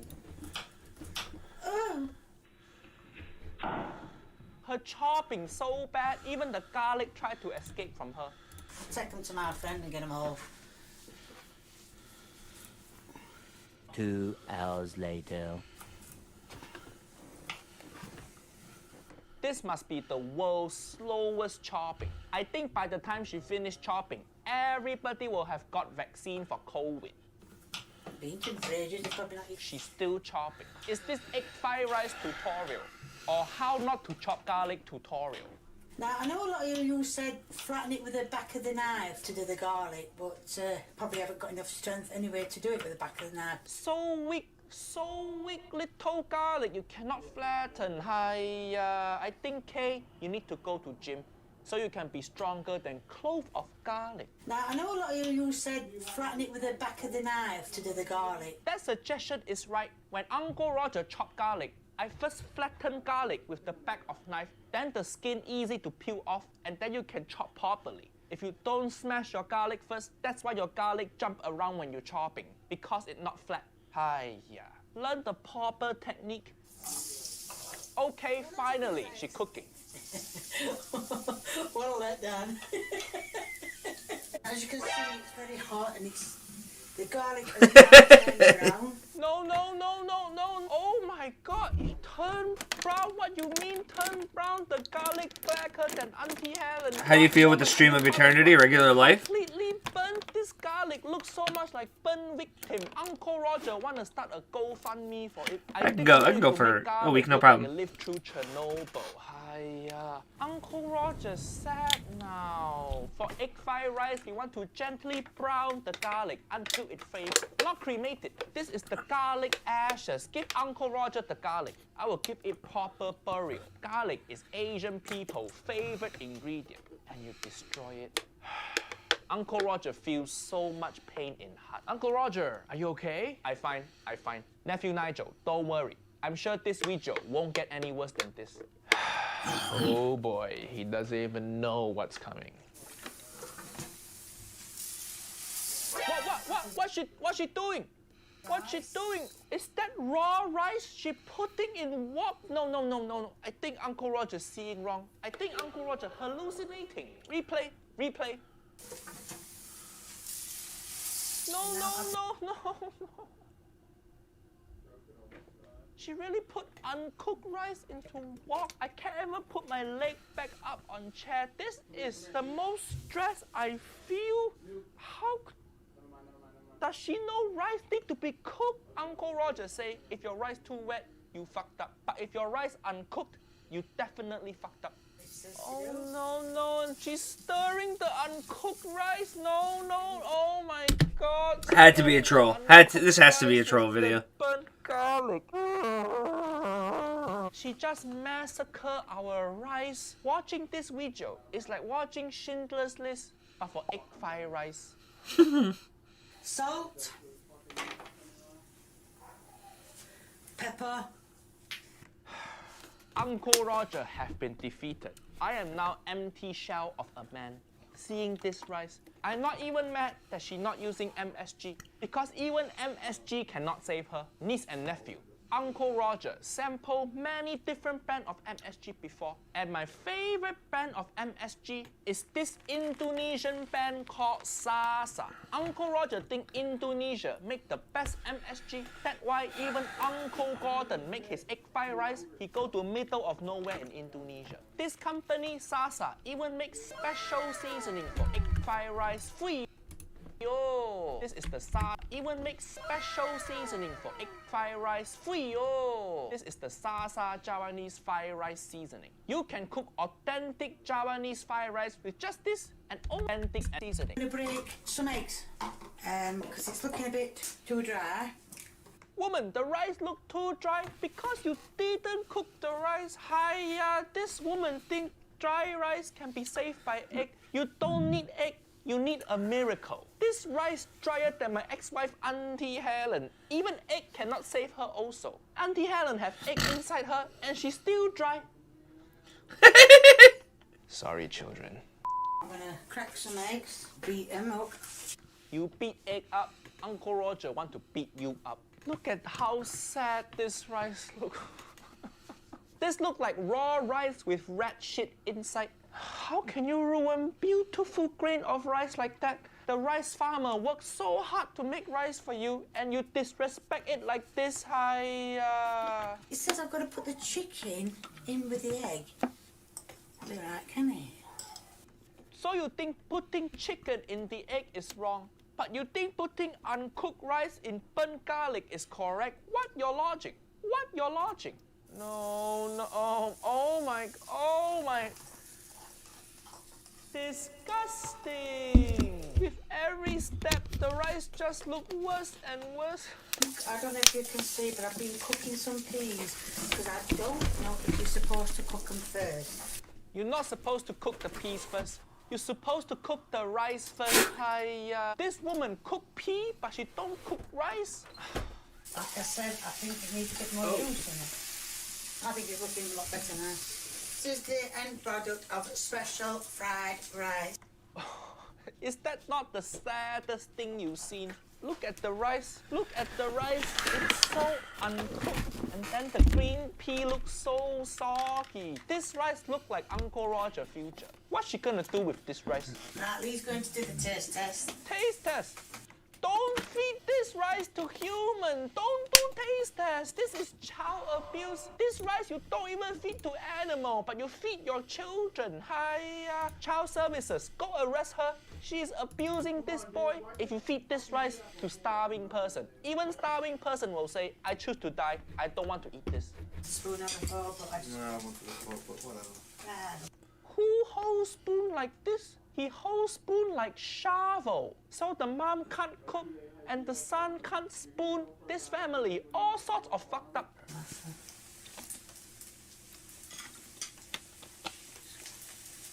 Look at her, so excited to see what he thinks.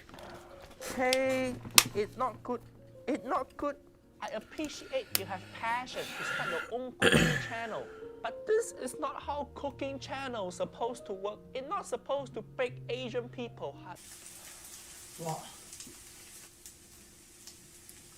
You can't taste the garlic.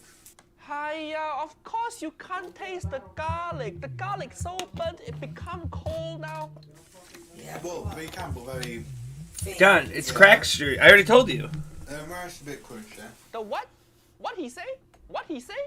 Rice a bit crunchy. The rice crunchy. Of course the rice... The rice not cooked at all. The rice just came from paddy field this morning, and you eat the rice. Hiya, of course it's crunchy. Of course. Right, I hope that gave you a rough idea on how to do special fried rice. Like I said, I wasn't looking forward to do it because I thought it's going to turn up the wrong way. So, yeah.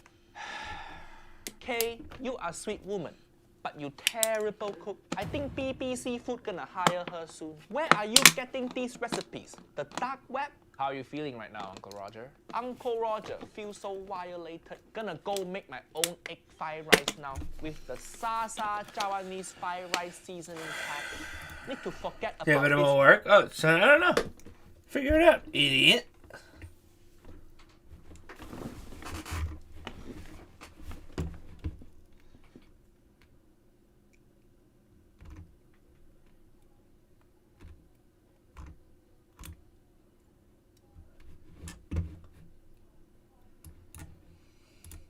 Oh, fuck yeah.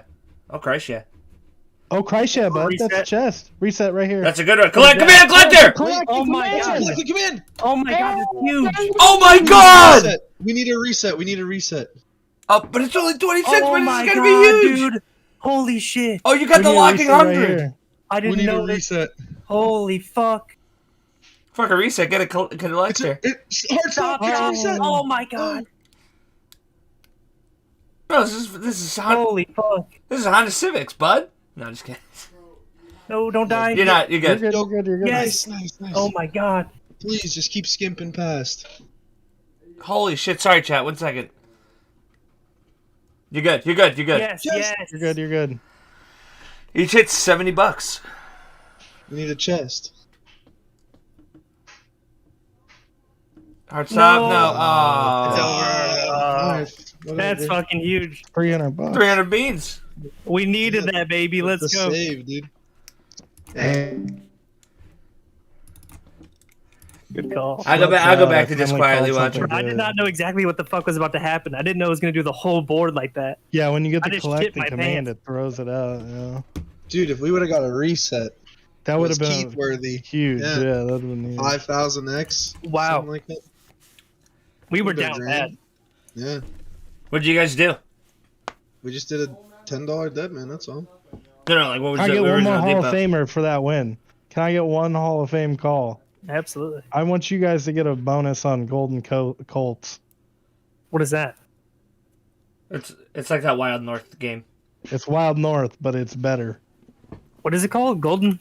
It's either Gold Colt or Golden Colt. Colt. Golden This one? Colts. Yep.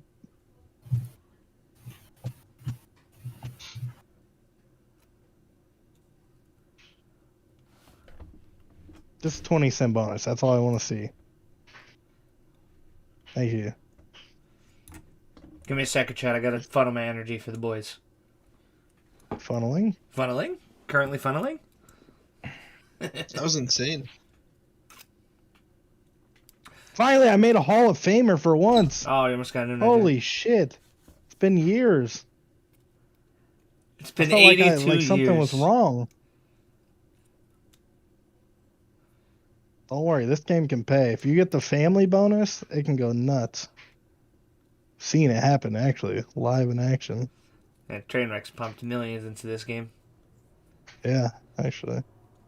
I didn't watch him do it, but the Casino Daddy guys played this a lot back in the day. There you go. Is that There it? you go. There you go. Yeah. It's very fast to get into these. It's usually like once every 50 spins or so. You want the family. Or the top guys to get multiple. Oh, what is that? That's the top. That's you get to pick different ones until you die. Oh! That might be good. You want the family one with all the people in the wild around it. This one sucks, but it's still a bonus. Depends on what he shoots the X up to. 35? 35? What is a good multi? Like 50. That was bad. Oh, what? It didn't even land. Yeah. That's a decent bonus, actually. Yeah, this guy's good. It's like the, Nothing sick. again. $2. Okay.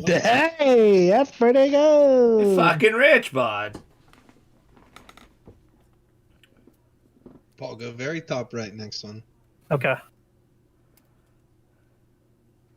Hey, $1.32. Top right? Yeah, top right.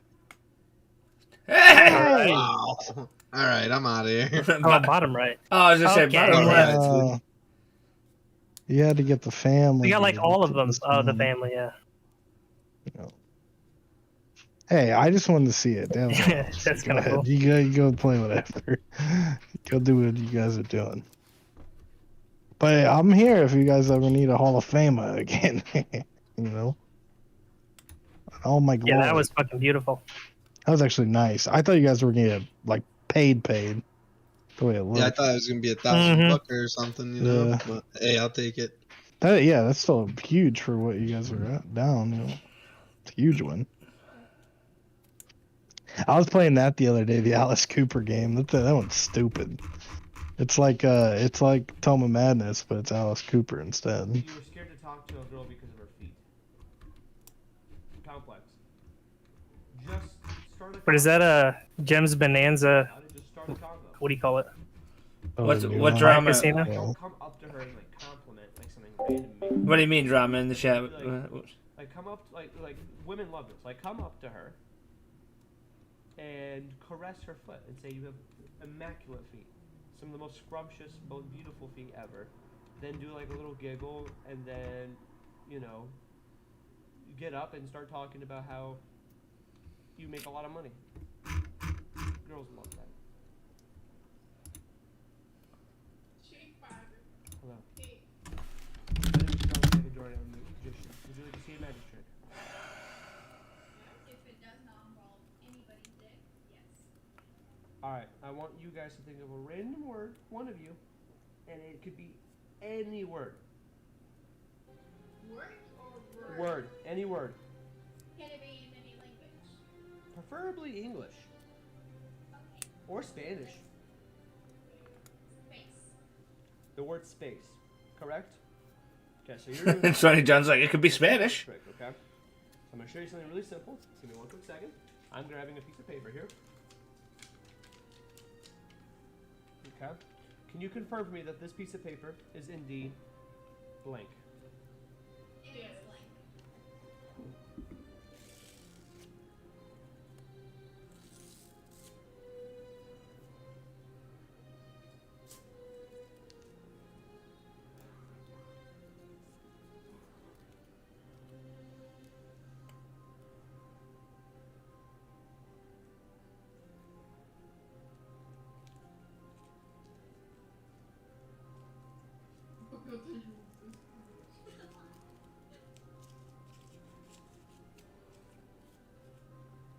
Correct?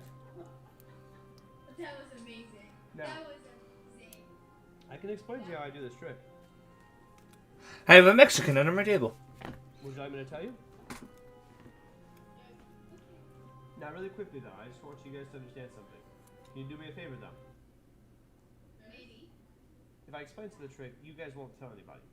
Because, having the ability...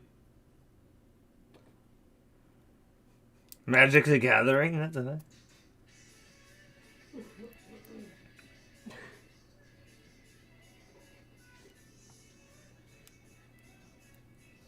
Trash. Oh. God damn, that shit is fucking. Hold on, bro. Oh, this shit is fucking. Hold on, wait. Well, hold on. Let me hit it with the. Ah! My eyes, bro. This shit is too clean. It's too clean. Damn, it's too clean. What brings you your shirt? Appreciate it, dude. Oh, I'm not bald, dude. I have way Are you flexing on me? I got the Leo cut from '94. Are you flexing on me, your hair, sir? No. I went ahead and shined that, bro. That shit is completely.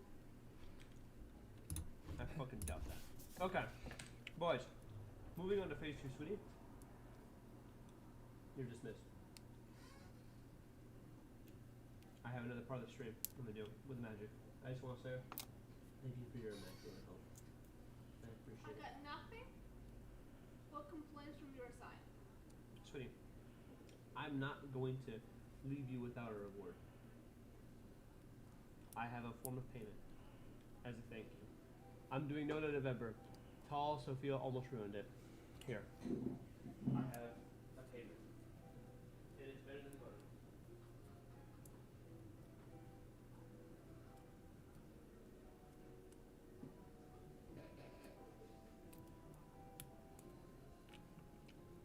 Might as well just give me payment, bitch. Do as you please. Okay. This is why, please.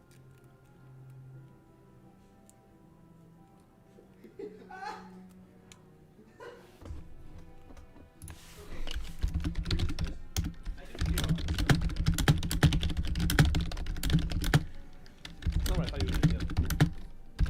Well, Sophia did not what I expected her to do. But no, your job's not done. I was just joking. So, you know how I'm bad at spelling? So when you hear someone actually get the name, can you write down the name on that piece of paper? Okay? Sound good? Alright, let's continue. Are you guys ready? So let me explain what I'm going to do this time. So, instead of the whole thing of popping up at me, keyboards and whatnot, I'm going to go ahead and I'm going to get off the screen now, and I'm going to have one person ask the other person what their name is.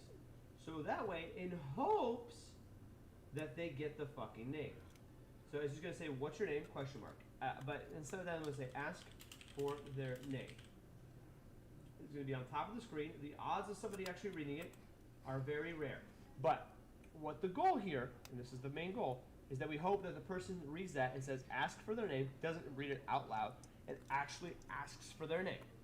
The second the person on my side of the screen gets their name, I will automatically skip them, get rid of the text, skip to another person, let that person be like, that's weird. Then pop in myself and be like, blah, blah, blah, I'm a fucking magician, whole thing. Except this time, I will be the one already with their name. And I noticed that I misspelled there. Thank you guys for your keen eye. I was testing you guys to see if you guys were good at spelling. And obviously, you guys are very well off spelling. It was just a test. And you guys passed it. You all know that's bullshit too. And you know I can't spell there. So, how about we all just do ourselves a favor and let's move on, okay? Let's not focus on stupid things.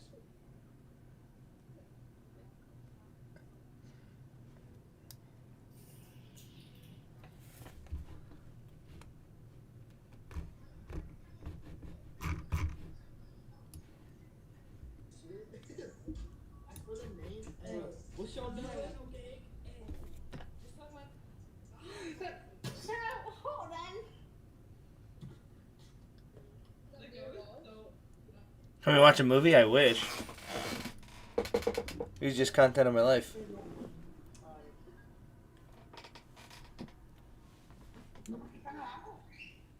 Yo, what?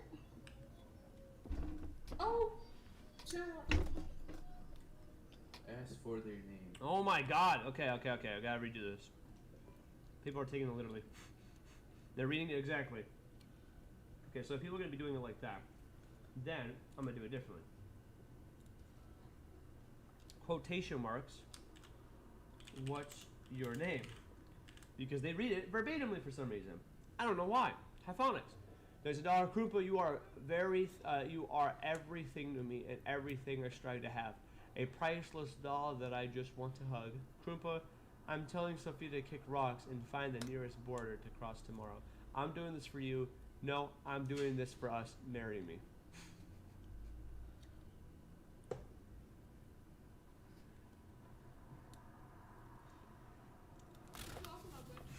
The toenail.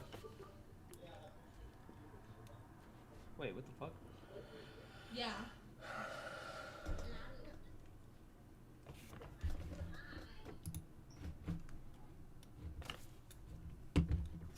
Would I watch a documentary on how the Earth was built? Probably not. I think I know how it was built. It was two asteroids colliding, right? And then forming into a sphere. From the gravitational pull that it created, right?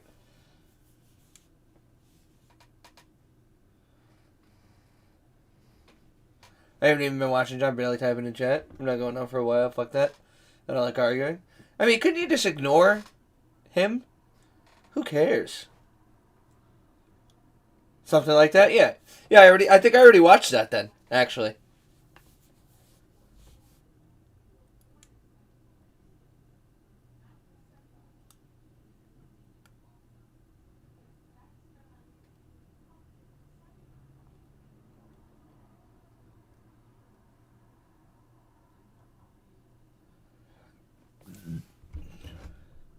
Times. Yeah. We swore by this. This was the slot. It was the It slot. was the slot, yeah.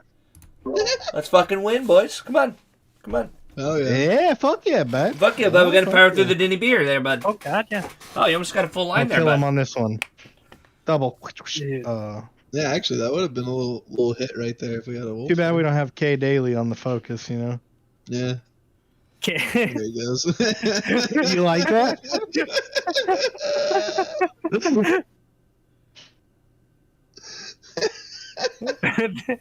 That's actually kind of fucking funny. That was a little bit of a dox, but it was funny.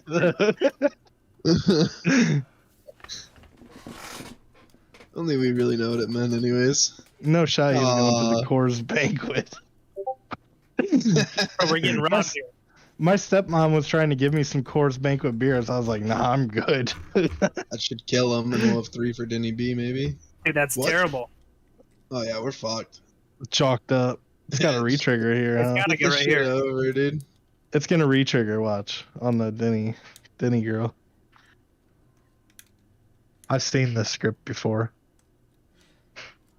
Or it's gonna land 3 wolves and get her 1 away. Listen, real quick. I Some want you guys to bullshit. hear this too. Chat. The reason I didn't finish the food challenge is because I didn't want you guys Oh, to it's be good.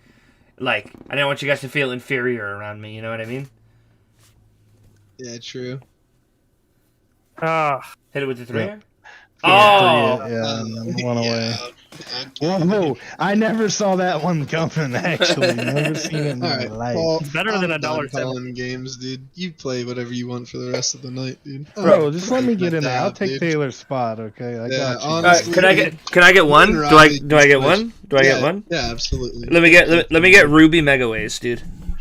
Actually, Keith, could you type it in the chat so we can ignore it for the first few times that you say it? Oh, just shut up, dude. The Ruby Megaways. Shut up. Damn, he just did you dirty as fuck, dude. He did do my 5 lions today. I was happy about that. And it paid This for game Glad it stinks. didn't pay you. What do you mean? 3,000 Look at the X? fucking wins. Yeah, we're about to be on this top board here. Hello? 3000X like 6 months ago. Yeah, Nah, we're literally it's about to win. due! Nobody plays So it, this dude. thing is ass. Come on, just let's This try slot's it out, really bro. old, actually. This is like one of How do the I fucking first change my Mega bet? fucking On the slots. bottom. The one up, above, on the right. There. Yeah, there you go. I think it's a $15 buy. Come on. Yeah, this is easy, dude. This is big money right here. Oh, you got This is 4. huge, You got man. 4 actually. No, that always comes always with get 4, four. Keith. No, it says 3 or more scatters. Oh, no, you don't. Yeah, you got an extra one. Oh, really? Yeah, that's what I'm saying. It's a little I squirt. don't think it did. This is it? It's squirting? Oh my. The 0X? my Bro, God. I just got 0X's coming out of my asshole. What is going on? Oh, look at the fucking Finally? rubies. Oh, if rubies go. Oh, man. Oh, They yeah. can't.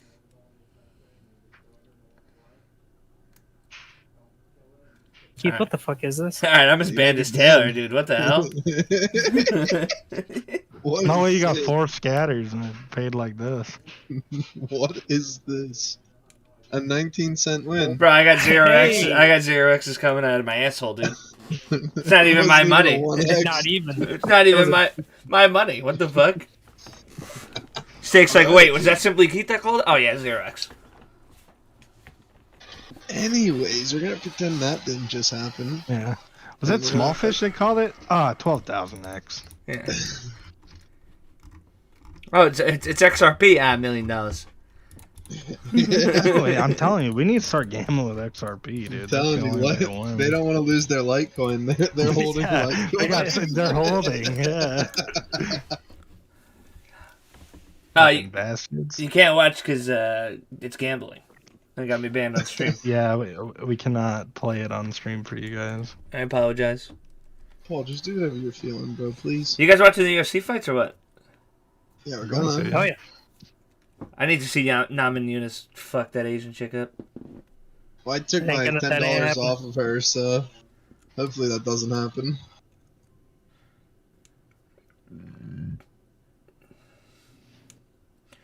She's just like really fuckable, you know?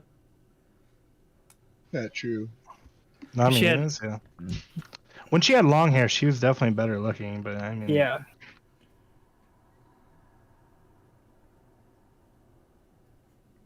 She kind of looks like a mannequin. You know what I mean? Is that weird? I just almost killed this guy for max if I would have G-mode. Paul, 50 cents. No, I can do Omega for a little bit before I go to bed. I can go on Omega for like an hour or so before I go to bed. I'm not going to bed yet. Oh yeah, you can come in, D. Let's see. I actually need to stop talking. Let's just do this and then... This is the easiest rainbow run I've ever seen in my life.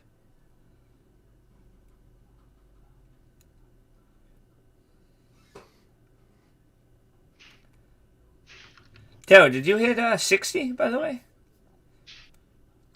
Yeah, I've been 60 for like 2 weeks. Oh. Yeah, we're in. Oh, let's go. 20,000 Ecker. That's $8,000, dude. Yeah, I've been 60 for a while, Keith. I gotta get 60. White Sweet tip on you, brother. $2. What do you got for me, Mr. White? In the world's largest pizza? Pinhead's Pizza. Oh, we already watched this. Largest Ireland pizza. About to go give it a rating. Yo, look at the box that up. Holy fuck. I can put you inside there, eh? He said it's that's fucked. No, my lungs are low on smoke, so I need a joint ASAP. Let's go. We are outside the fucking pizza place, smoking a joint because my lungs are low on smoke. So you gotta smoke before you do the eating challenges. That's number one. I'll see you back at the tripod inside the pizza place.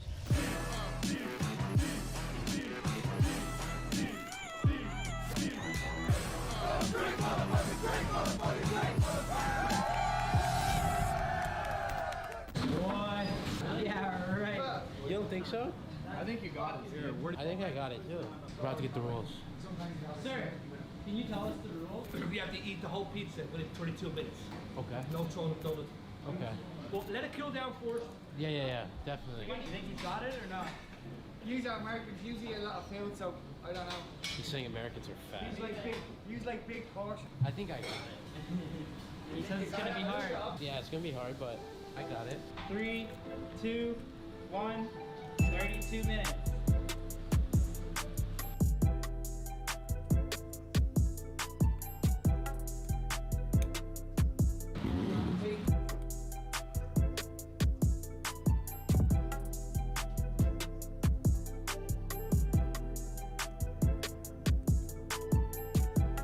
It's so hard to chew.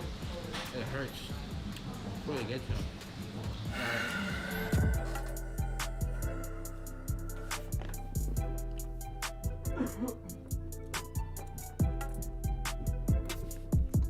Why are you sorry? My picture tripping you out, man. Oh, it's all good. I like it. I'm vibing. Paul, Yeah. Doing pretty good.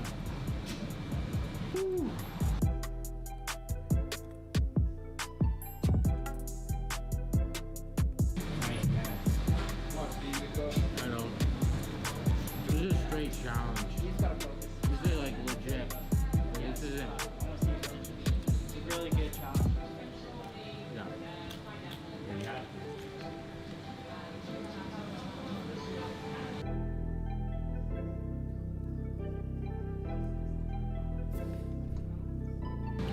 lot of time. Extreme. Did you just Oh spin my that in? god, dude. Hold Wait on. a second. No. Wait a second. Aces. Connect Aces. aces. Oh! Give me your money. God! Hey, It's not over 100. wait, why didn't it do that? Why didn't it open all? Oh, that was kind of weird, actually. That should have opened every single one of the aces. It should have boom, boom, boom. Why didn't it X-way it? There should have been a ton more aces there. That's a lot. You see how it just did that? Yeah, that. That really got me, king size. Hi, Mystery Recapped here. Today, I'm going to explain a Japanese science fiction film called Terraformars. Spoilers ahead. Watch out, and take care. Far in the future, overpopulation is about to destroy the planet Earth. To create a backup plan, in case our ecosystem fails, humans decide to change the atmosphere of Mars and make it suitable for human existence. The process is called terraforming. They start by growing a simpler form of life, like moss, on its surface.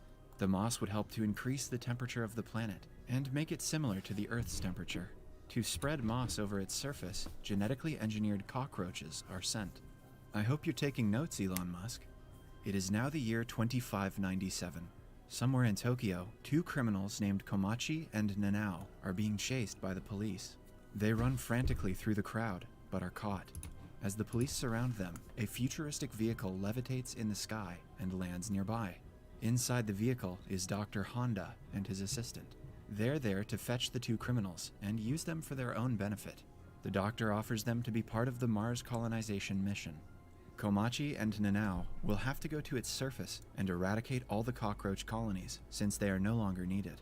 Dr. Honda promises to pardon their crimes if they agree to participate. The duo accepts the offer. Cut to 2 years later, Nanao and Komachi are now trained and are flying to Mars with other criminals like them in a spaceship called Bugs 2. Nanao is always skeptical of their competence because the team is made up of thugs and criminals. As she is talking to Komachi about the matter, the ship's captain, Keisuke Dojima, informs them that the ship is about to land on Mars's surface. He orders everyone to prepare for landing. After they finally touch down on the planet, they see that Mars is no longer red like it used to be. Rather, it looks more like Earth, spread with green moss. Lieutenant Mina launches a device that secretes chemicals into the air to kill the cockroaches.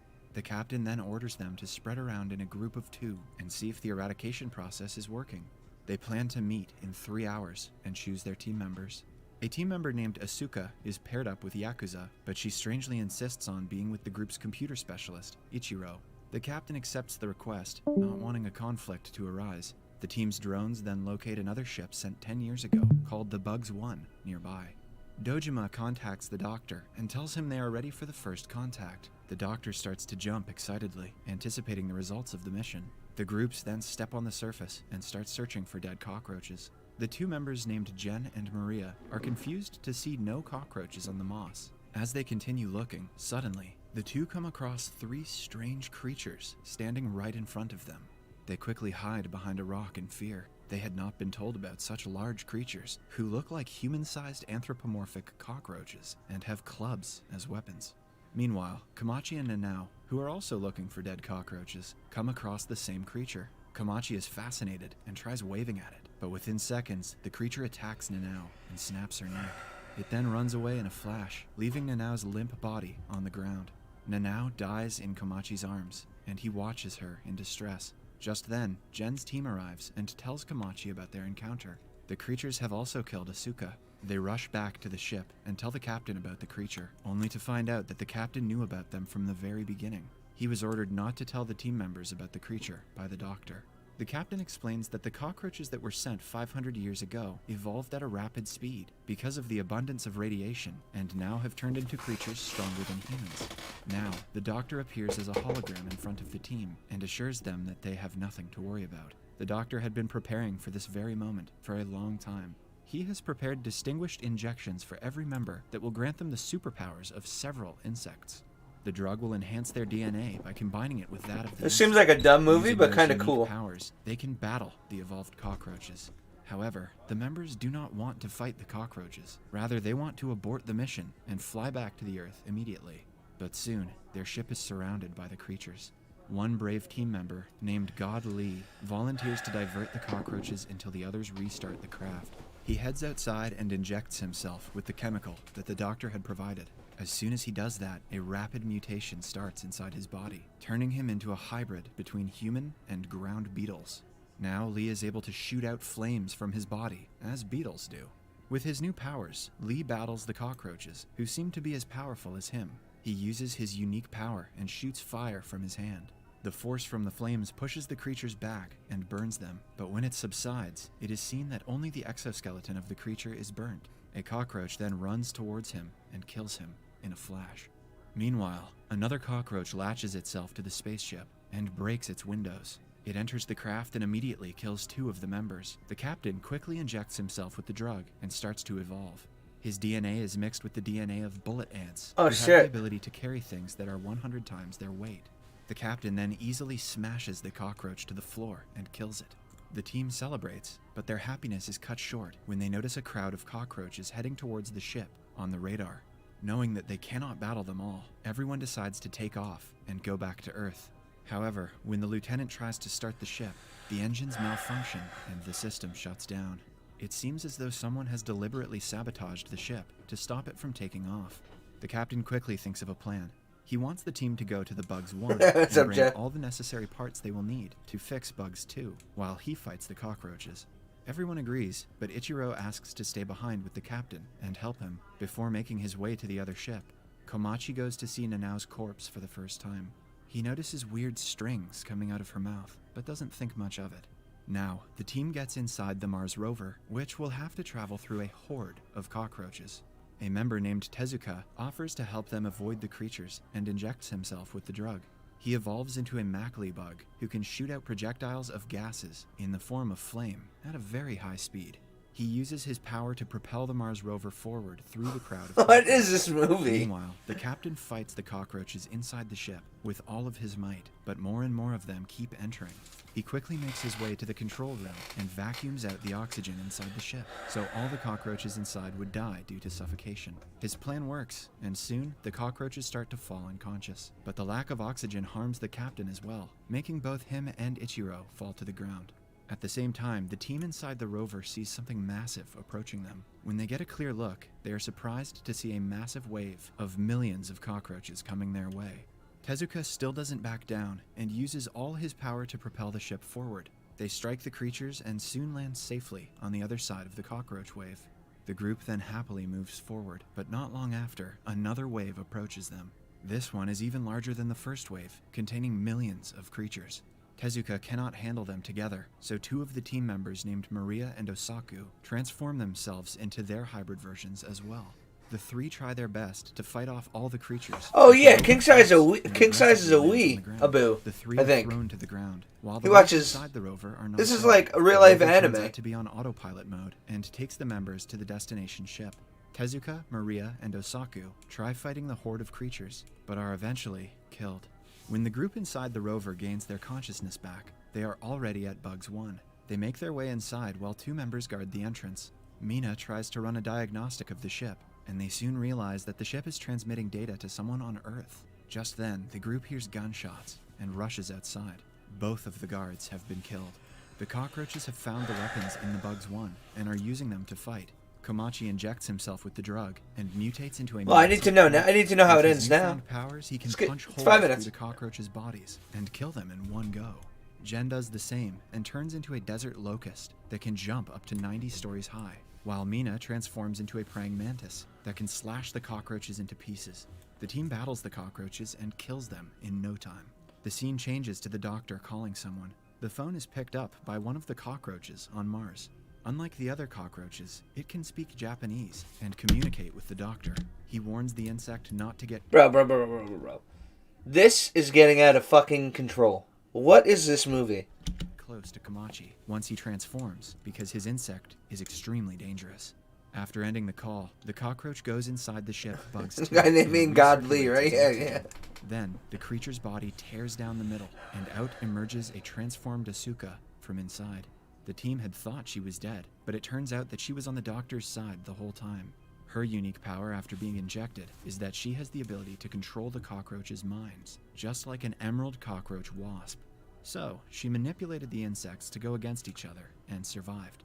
She then kills the captain and pours water into Ichiro's body. Ichiro, too, has been in on the plan since the beginning. His body has transformed into the Asian coronavirus, coronamide, a creature who can survive in extreme conditions and only needs water to reactivate. The doctor has assigned them on a mission to bring a cockroach egg back on Earth, so the Japanese government can breed them and use them to strengthen their military. This was their prime mission, and the cockroach eliminating mission The was Surge just a decoy. tipped $2. Ichiro and Asuka I can't then wait take to off get the the ship one with who the egg in smokes it. a pack every However, day the to carry my baby.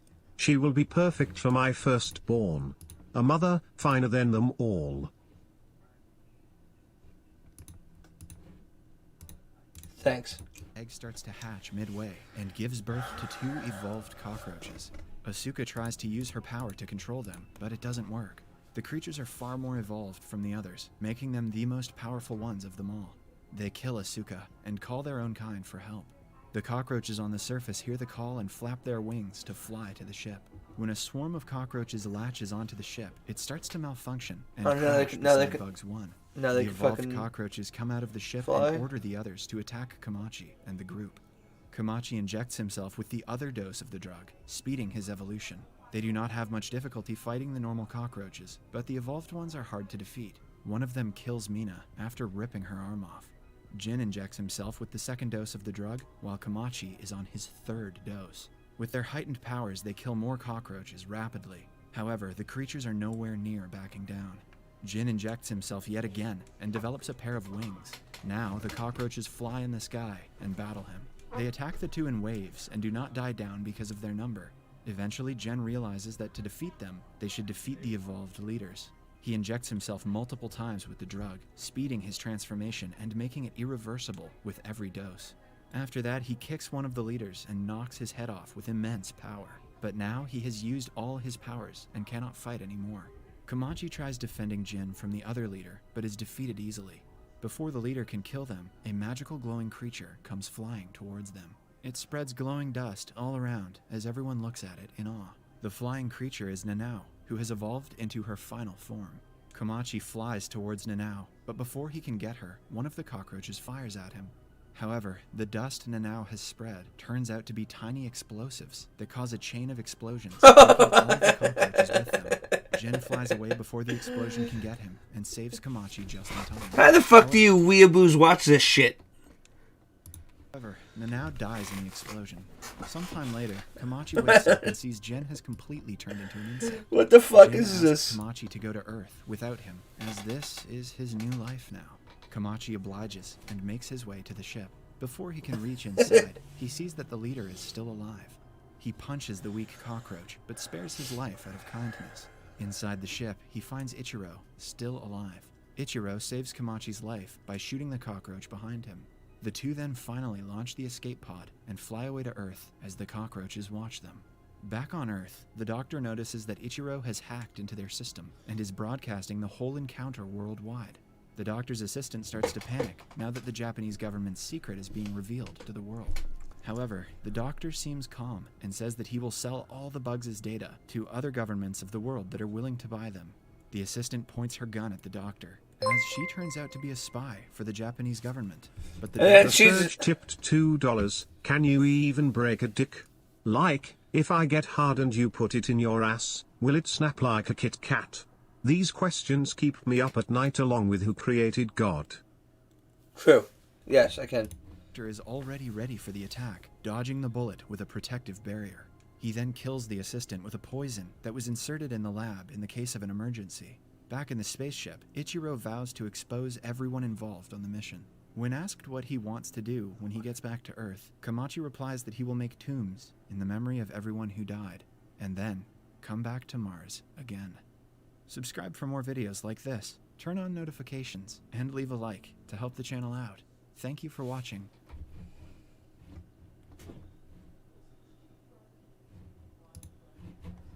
Hi, Mystery Recap here.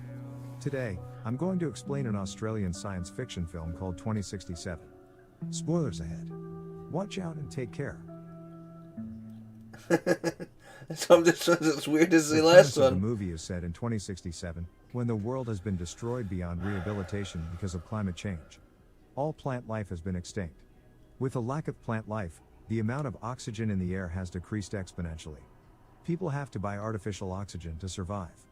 99% of the world has gone dark. People suffocate to death. In such conditions, only one city in Australia has survived, and it is all thanks to a Yeah, Australia, yeah. company called the Chronocorp Corporation that manufactures synthetic oxygen. However, artificial oxygen causes a fatal disease called the sickness over time. Humankind has mere years before it goes fully extinct. Ethan White is a resident of the Australian city. He and his friend, Jude, work as mechanics in the Chronocorp Corporation. The corporation is also working day and night to find a cure for the sickness and a way to save the world. Ethan's wife, Xanthi, also has the sickness. Ethan works hard day and night to earn and buy her better oxygen.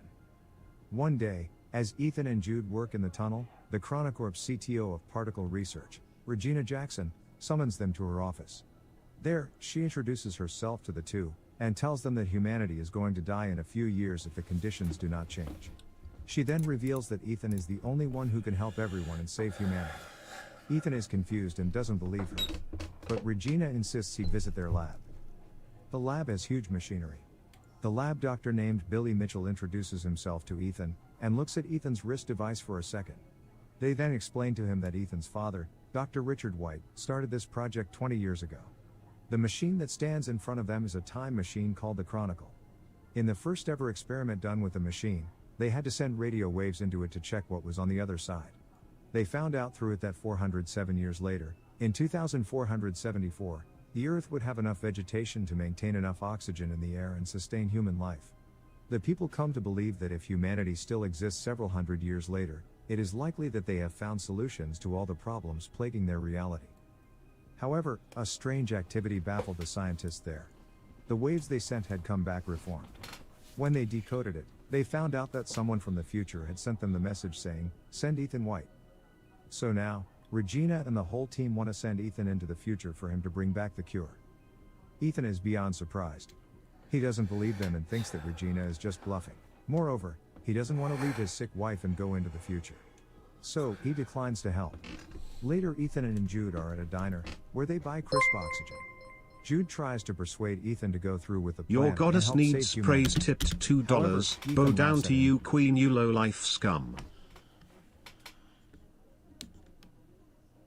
Bow down to the queen, what? Saying that he doesn't want to be like his father. Ethan hates his father for never being there for him. 20 years ago, his father left home and went missing, while his mother was killed when he was a kid. Since then, he has been brought up by Jude, who he regards as his older brother as well as best friend. He blames his father for leaving his mother to complete the project, and doesn't want to follow in his path and leave his sick wife. However, Jude manages to persuade him, saying that the only way he can save his wife is by finding a cure. Ethan reminisces of his 8th birthday when his father has bought him a strange box as a gift. As he puts his hands inside the box, a device latches onto his wrist, making him bleed. Richard had placed a permanent hand device on his son. It has been many years, but Ethan doesn't know its use yet. Later at home, Ethan tells Xanthi everything that happened during the day, and she too insists him to go. The following morning, Ethan scribes, "I will find my way back to you on a metal flower," and leaves it beside Xanthi. He then goes to Regina's office again and tells her that if he can find only one cure, they will have to give it. Oh, click it! I just got done. I'm washing my hands. It just went. I didn't click. Fuck yeah, bud. Oh, a grand. Oh, we still need. Getting into the machine. As they begin to explain the I'm so mission, confused. Ethan When? realizes Major? that they do not And a have- grand? I won the grand. They Wait, have no is clue that? what he No, does. you have. Oh, you gotta get No, 5 we of need them. 5 of However, them. after they put him in a suit, they give him an AI called Archie. Archie Didn't know will this show was the the lab bonus. Ethan's vitals Bro, I was at about all to shit my times. pants, dude. It will also help to navigate his location. Or at least getting the Then mini, they I finally think. throw him into the machine. Inside, Ethan moves at high speed through time. He falls from the sky and lands in an unknown jungle. The friction from the air causes his suit to catch fire, so he quickly gets out of it. Then, he looks around, and is astounded by the beauty of nature. He finds that the world has completely changed. The trees and the natural oxygen are back. He walks in the direction Archie directs him, and sees a bunker door of some sort. But what catches his eyes is a skeleton that lies right in front of the door. Its skull has a bullet hole in it. Furthermore, he looks at the name tag on it and is horrified to see his own name. The skeleton is Ethan's. Ethan also finds the skeleton's Archie, and plays the last recording on it. He hears a man say that this is the only way, and shoots Ethan. Just then, the device's power goes off. He is horrified, believing that this is the fate that awaits him. Then, he notices the skeleton's wrist device. It is identical to Ethan's, except the light glows green in the skeleton's device, but Ethan's has been red his whole life. That night, he lights a fire and eats wild berries. It turns out that the berries were poisonous. Oh, really? Ethan vomits and starts to go unconscious. Ethan wakes up after a while, and is surprised to see Jude in front of him. As it turns out, the lab saw Ethan's vitals dropping and assumed he was having a reaction to poison. So, they quickly sent Jude to the future, with the cure to save him. Sometime later, Ethan and Jude find that his skeleton remains there, which means his fate hasn't changed. They then use Archie to find another door. Some device scans Ethan's eye and grants them access. When they go in, a monitor welcomes him. It asks him for a DNA sample. When he accepts it, his wrist device begins to work, making him bleed. After the blood test, it goes green. There's no way. All It just did that to you. realize It that just they did are that to you in with a 4 out of 5. 407 years Yeah, it later. did. The time machine is in front of them too. Jude gets excited because now they have the means to go back to the past, but Ethan doesn't think so, saying they haven't changed anything, and he will end up dead, just like the dead Ethan. Ethan checks the system log and finds a holographic recording. Oh, I know that guy. Who explains that the time machine was originally designed to collect the oxygen data in the future planet, and then transmit it back to the past. However, when his father first started the time machine, he received a message asking him to send his son to the future. Despite his misgivings, he chose to do so and made a DNA verification here for Ethan. Soon, Ethan and Jude realize that the time machine won't be able to take them back because its battery has almost depleted after 407 years. What's worse is that the activation of the lab triggers a malfunction in its nuclear power core, threatening to unleash a nuclear explosion in just 4 hours. This means they have to find a way to fix the time machine and travel back before the explosion. Running out of time, they have to act quickly. Outside, they are surprised to find a ruined city covered with green plants, but inhabited with no humans, showing that Earth starts to recover itself after human extinction. Human skeletons are scattered everywhere. Ethan gets to his wife's house, only to find her bones, making him fall into despair. Jude tries to persuade him to go back to the past, as the cure against the sickness doesn't seem to exist even in the future world. However, Jude's words make Ethan suspicious. He then turns on the rusty Archie to play the recording once again, from which he recognizes Jude's voice, and it seems Jude is exactly the one who shot him. Jude raises his gun at Ethan, strongly denying that he would shoot Ethan. Ethan finally decides to complete the mission first, so with joint efforts, they manage to repair the power core and then return to the lab. Now the Chronicle system works and they should be able to return to the past. They just need to wait 37 minutes till portal launch. Once the countdown reaches 0, the portal will tether to 2067 for approximately 30 seconds. However, Ethan still finds his body remains behind a door at the same location, which implies that they haven't made any changes to the future. In order to figure out the truth, Ethan pulls out the battery of his current Archie and puts it onto the rusty one. In that way, he gets access to another video, in which Ethan is assured that his future self will be killed by Jude. Jude then confesses that there is no hope of changing the future and he is trying to protect Ethan. Finding it hard to believe, Ethan locks his brother up in a room, then plays back his father's holographic log from the day he died. He soon discovers a conversation between the Chronocorp's CTO, Regina Jackson, and his father. It's shown that Ethan's father wanted to use the time machine to save all mankind by finding the cure, but the CTO only intended to use the machine to flee from the dying time with some chosen few. However, whichever plan they choose, someone must travel into the future and turn on the time machine. To safely send living matter through time, it requires an operational link from both sides. In order to stop the CTO with her plan, his father locks the time machine and sets Ethan's DNA as the verification key. In anger at what Ethan's father just did, the CTO killed him immediately. She then orders Jude to kill Ethan's mother and be a guardian to him, so one day they can use Ethan's wristband to get access to the future. Ethan is beyond surprised. The man he thought of as his brother turned out to be the one who killed his mother and is about to kill him too. He also realizes that he has misunderstood his father, who didn't deliberately abandon the family. Knowing that Regina wants to bring a chosen few into the future, Ethan tries to shut the time machine down, but Jude rushes to stop Ethan and reveals that he's tasked here by the CTO to ensure that Ethan is sent in time to repair the power failure. Once Ethan activates the time machine, he should kill Ethan. However, Jude has formed close emotional relations with Ethan over the years. Seeing his brother-like friend in that state because of him, he is guilt-ridden. So, instead of shooting Ethan, he shoots himself dead. In rage and regret, Ethan is determined to fulfill his father's dying wish, which is to find the cure and save the dying humans. He looks into the monitor, and finds the very first message written by his father. He deduces that the message sent Ethan White was sent by himself. Hence, he codes in the message again and sends it into the past, along with many other things. Meanwhile, in the laboratory of the year 2067, the CTO with a group of privileged chosen people are waiting anxiously for the time machine to be activated.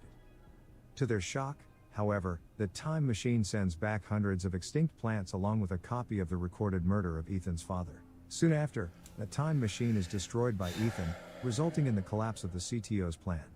In the end, the CTO is arrested due to the murder. The plants sent back to 2067 are cultivated to revitalize the planet. Ethan's wife also receives a flower sent from him and understands his choice. While Ethan has to stay in the future world alone, he buries Jude and forgives him. A butterfly catches his attention, and leads him again to the same entrance, where Ethan is happy to notice that the corpse of his future self is gone. He rushes to take a look at the world outside, and feels relieved to see a futuristic eco-friendly city, in contrast to the deserted one from earlier. His decision had changed the future of mankind. Subscribe for more videos like this. That's a good movie. And leave. We're watching one more. I don't know about you boys, but that was pretty good. Hi, Mystery Recapped here. Today, I am going Who to donated the explain first an one? American Oh, king size. post-apocalyptic action-adventure film called... This could fucking pay. We're doing a one gamble, Keith. We're doing a one gamble. On a 15? On a 15? Yeah, just to do Fuck it. it. We just want to see a bonus, dude. On a 15, dude? Yeah, we don't The care. premise of the movie is set in the year 2077. I could see it. Alien species... There you go. What the hell?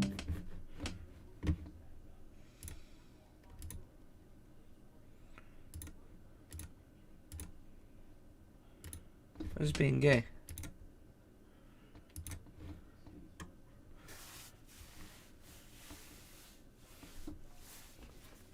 called the Scavengers plan to attack the Earth for its resources. They first destroy the moon, causing a series of tsunamis and earthquakes on Earth. As the humans recover from the natural calamities, the Scavengers attack them, and a war breaks out between the two species. At last, oh my god! My wife. Oh my god! Weapons. But as an aftermath, the Earth Not a is bad no little longer hitter. habitable, Hey, as most of boys. it turns into a radioactive wasteland. Whatever. To survive, Whatever. the humans evacuate to one of Saturn's moons, called Titan. This evacuation is managed by officials who inhabit a large spaceship in orbit around Earth called the Tet. Tet has also set up the hydro rig generators on the Earth. These are used to generate seawater and convert it into fusion energy for the humans on Titan. The last two people left on the Earth are a couple. The husband, Jack Harper, and the wife, Victoria, live in a tower high above the clouds. They both work for the Tet. Oh, I've seen this. I've seen this. I've seen this. That's, I don't know if he could... Oh, he just released this one today. What the fuck?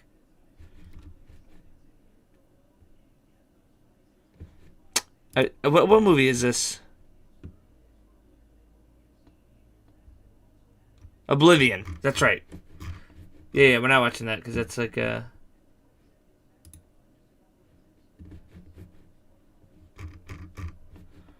Fuck. I don't know if I want to risk this. Watching all these videos of these movies. I guess it's okay. I guess it's all right.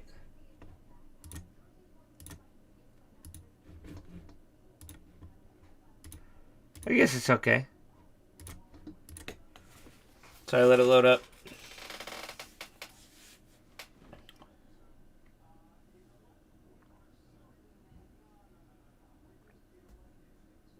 Still no Omega? Listen. We'll do Omega tomorrow. Hi, Mystery Recapped here. Today, I am going to explain the American science fiction comedy film called Idiocracy. Spoilers ahead. Watch out and take care. The premise of the movie is set in the year 2005. At the beginning of the movie, it is narrated that human evolution is at a turning point. Most science fiction theories predict that the future of humans is going to be more advanced, with smarter people. But because humans are already on top of the food chain, their evolution takes a turn for the worse. People grow dumber with time. In such conditions, the U.S. Army librarian, Corporal Joe Bowers, is approached by his seniors, proposing he be a part of an important experiment. Joe, who had planned to stay a librarian until retirement, is annoyed, but he has to follow orders. Then, we are taken to a private meeting between some high-ranking military officials. General Collins presents his idea to the other officers. I'm just here for hours, says true. That the scientists have True. invented a human hibernation pod that can preserve human beings for an indefinite amount of time. It is so humans can preserve their finest men at their prime and revive them. Bro, did you just hack the game, dude? Shit. You just hacked that Did you shit? see that? Yeah, what the fuck? Let's fucking go, dude. Like a bonus buy for 50 cents. That's what I thought. Seriously. You're about to get $83. This is a good fucking slot, too. You're about to get 83 Yeah, bucks. this could be a really good one if it just goes left. He shows the officers Lands more of Well, them. we Yeah, need they just another got one. 9 of them. upgrade, partying together. But it makes everyone in the room uncomfortable. He ends the presentation by saying that the subjects will be put into the pods tomorrow, and the experiment will go on for a year. Since the experiment is highly classified, the officials present in the room aren't allowed to share the information with anyone. The next day, Joe and Rita are together in a waiting room. Joe introduces himself I got you, king and size. asks Rita what sector she is from. Not wanting to reveal that she is a prostitute, Rita says that she is a painter. Then, both of them are put on IV and into 2 human hibernation pods. Rita freaks out and tries getting up, but Joe assures her the scientists know what they are doing. He tells her they will only be inside for a year, so it will be perfectly fine. At last, Well, the 2 are sealed that's inside the Tinky. pods. However, Oh, man. That's Tinky. of an attempted prostitution. What? Along Not with one him, connection. Upgrade is also arrested for being the ringmaster of the prostitution ring. Hence, now no one is there to look after the hibernation pods. Because of the scandal, the military base is closed, and the building the pods are in is demolished. Joe and Rita lie dormant in the pods as the years pass by. Although things look bad for the two, they are even worse for mankind. Humans begin to evolve into stupider beings at a frightening rate. The chart of average intelligence goes downhill with time. Some people have high hopes that genetic Yo, T-Dub, what's up, buddy? science will be able to correct this trend of evolution. But the smartest scientists in the world are focusing on stupid experiments, like trying to reverse hair loss or prolong erections. In other words, they're doing God's work. In the meantime, the population explodes, and intelligence continues to decline. Thanks for the $5, Davey. Well, let's see what he's got. All these years, people aren't able to solve basic human problems, like garbage disposal. So the garbage has been stacked for Please never centuries play another with no king plan size whatsoever. video. This creates the great garbage. No, we'll watch avalanche it. We'll watch of it. We'll watch it. 2045. And one day, a massive We'll watch garbage it. landslide causes Joe's hibernation pod to end up in a random house. It's just Joe another one of is these for a different movie. Busy and confused. The person in the house is named Frito Pendejo.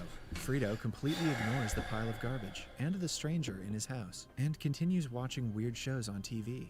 The frame is littered with advertisements, and the show consists entirely of a guy getting kicked in the nuts. This is honestly more intelligent than Keeping Up with the Kardashians. He only gets up to ask Joe not to make a noise. We see that his couch also has a toilet, so he wouldn't have to get up time and again. He then kicks Joe out of the window. The outside world seems confusing to Joe, and he says to himself, so much has changed in just a year. But little does he know, he has entered the year 2505. He sees a group of people by the side of the road who talk in slang and grunts. Joe is able to understand them, but when he speaks like his normal self, they call him slurs and chase him away.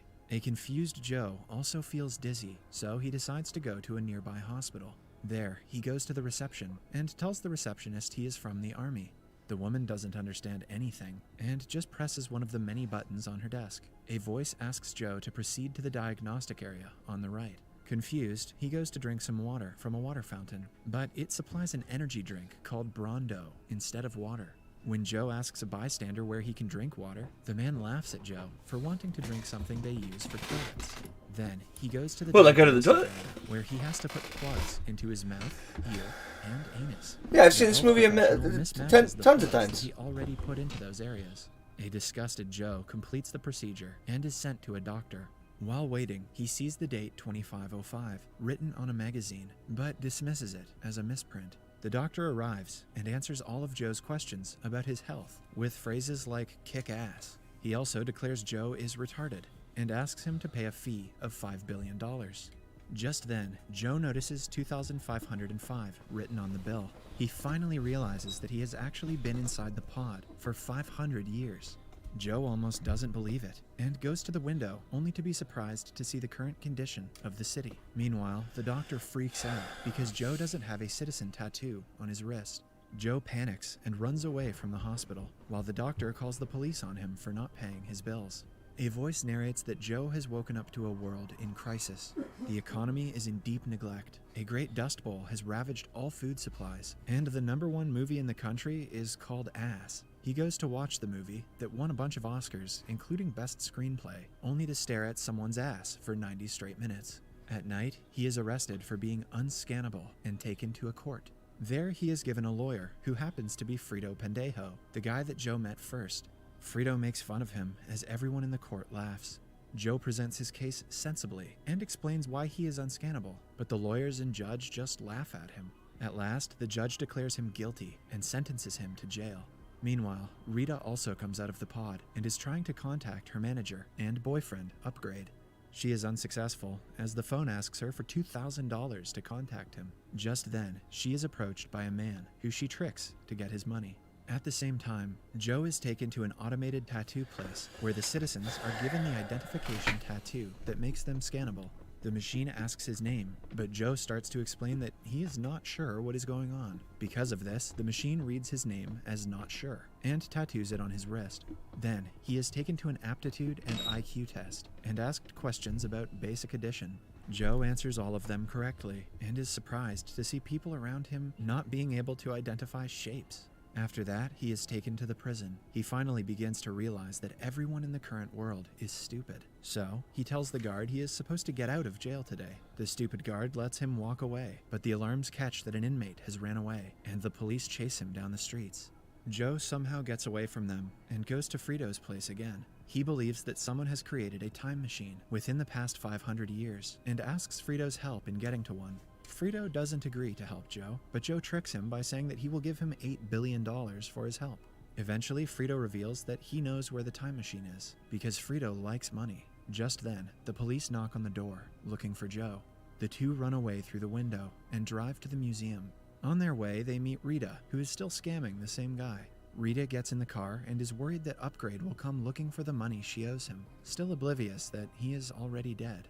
As they drive, something from outside the car scans Joe's wrist, and the police are notified of his location. The car's battery runs out, and they get out of it. Right after, the police approach the car and fire at it. Soon, a bunch of people join and start fighting each other in excitement. Joe, Frito, and Rita run away in hopes of getting to the time machine. Joe then takes the two to Costco, which is now the center of all trades. He even claims to have studied law in Costco.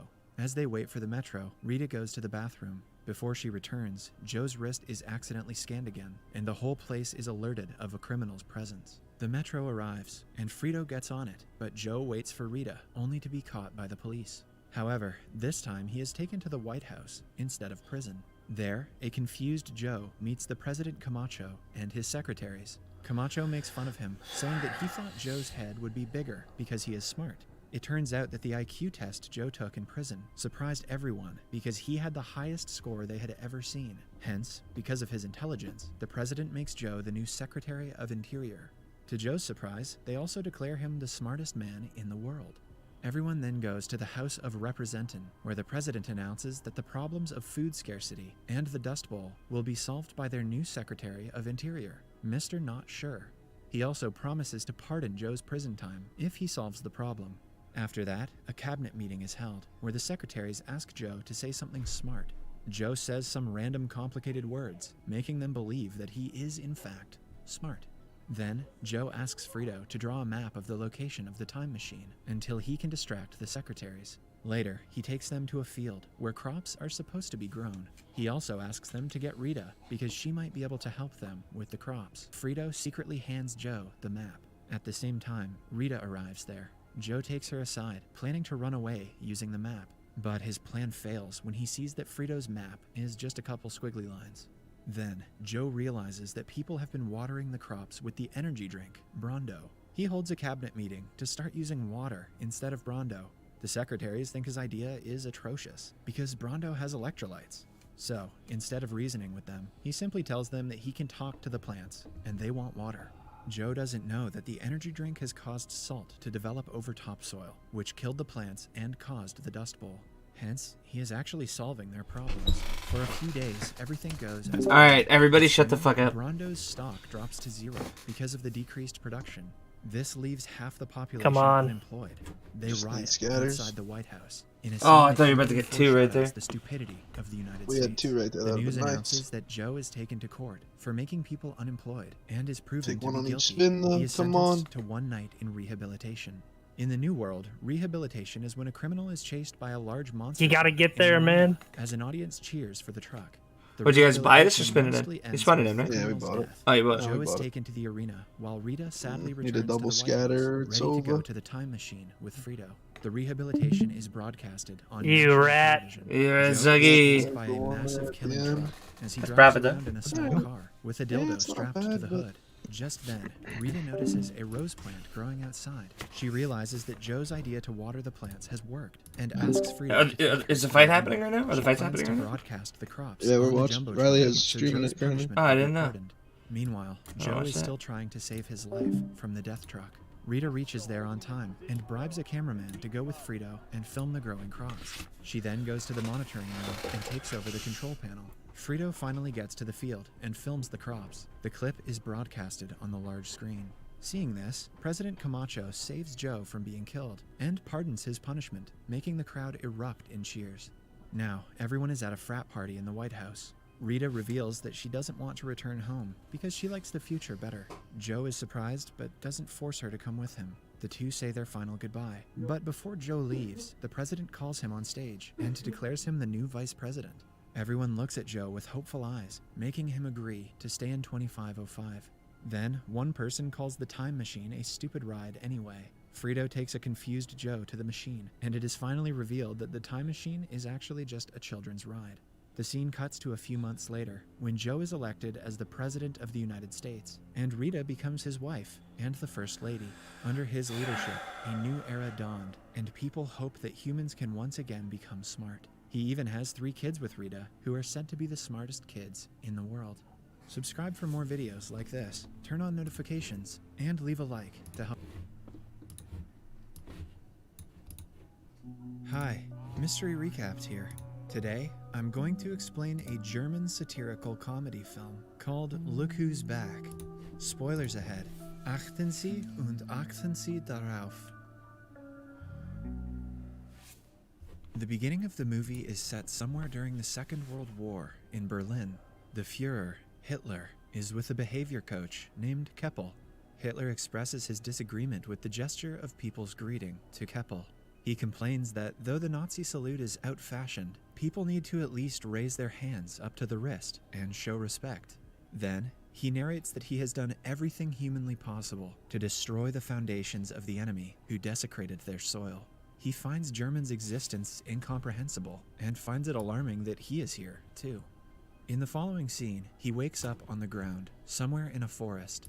Looking up to the sky, he sees that the enemy aircrafts are missing and guesses that they might have taken some rest. Suddenly, a ball comes bouncing towards him and stops just at his side. He raises himself and heads towards a building past the bush. He is then approached by 3 young kids who question him if he is okay. Hitler looks at them and thinks that they are the future of the nation. He then asks them the way to the street.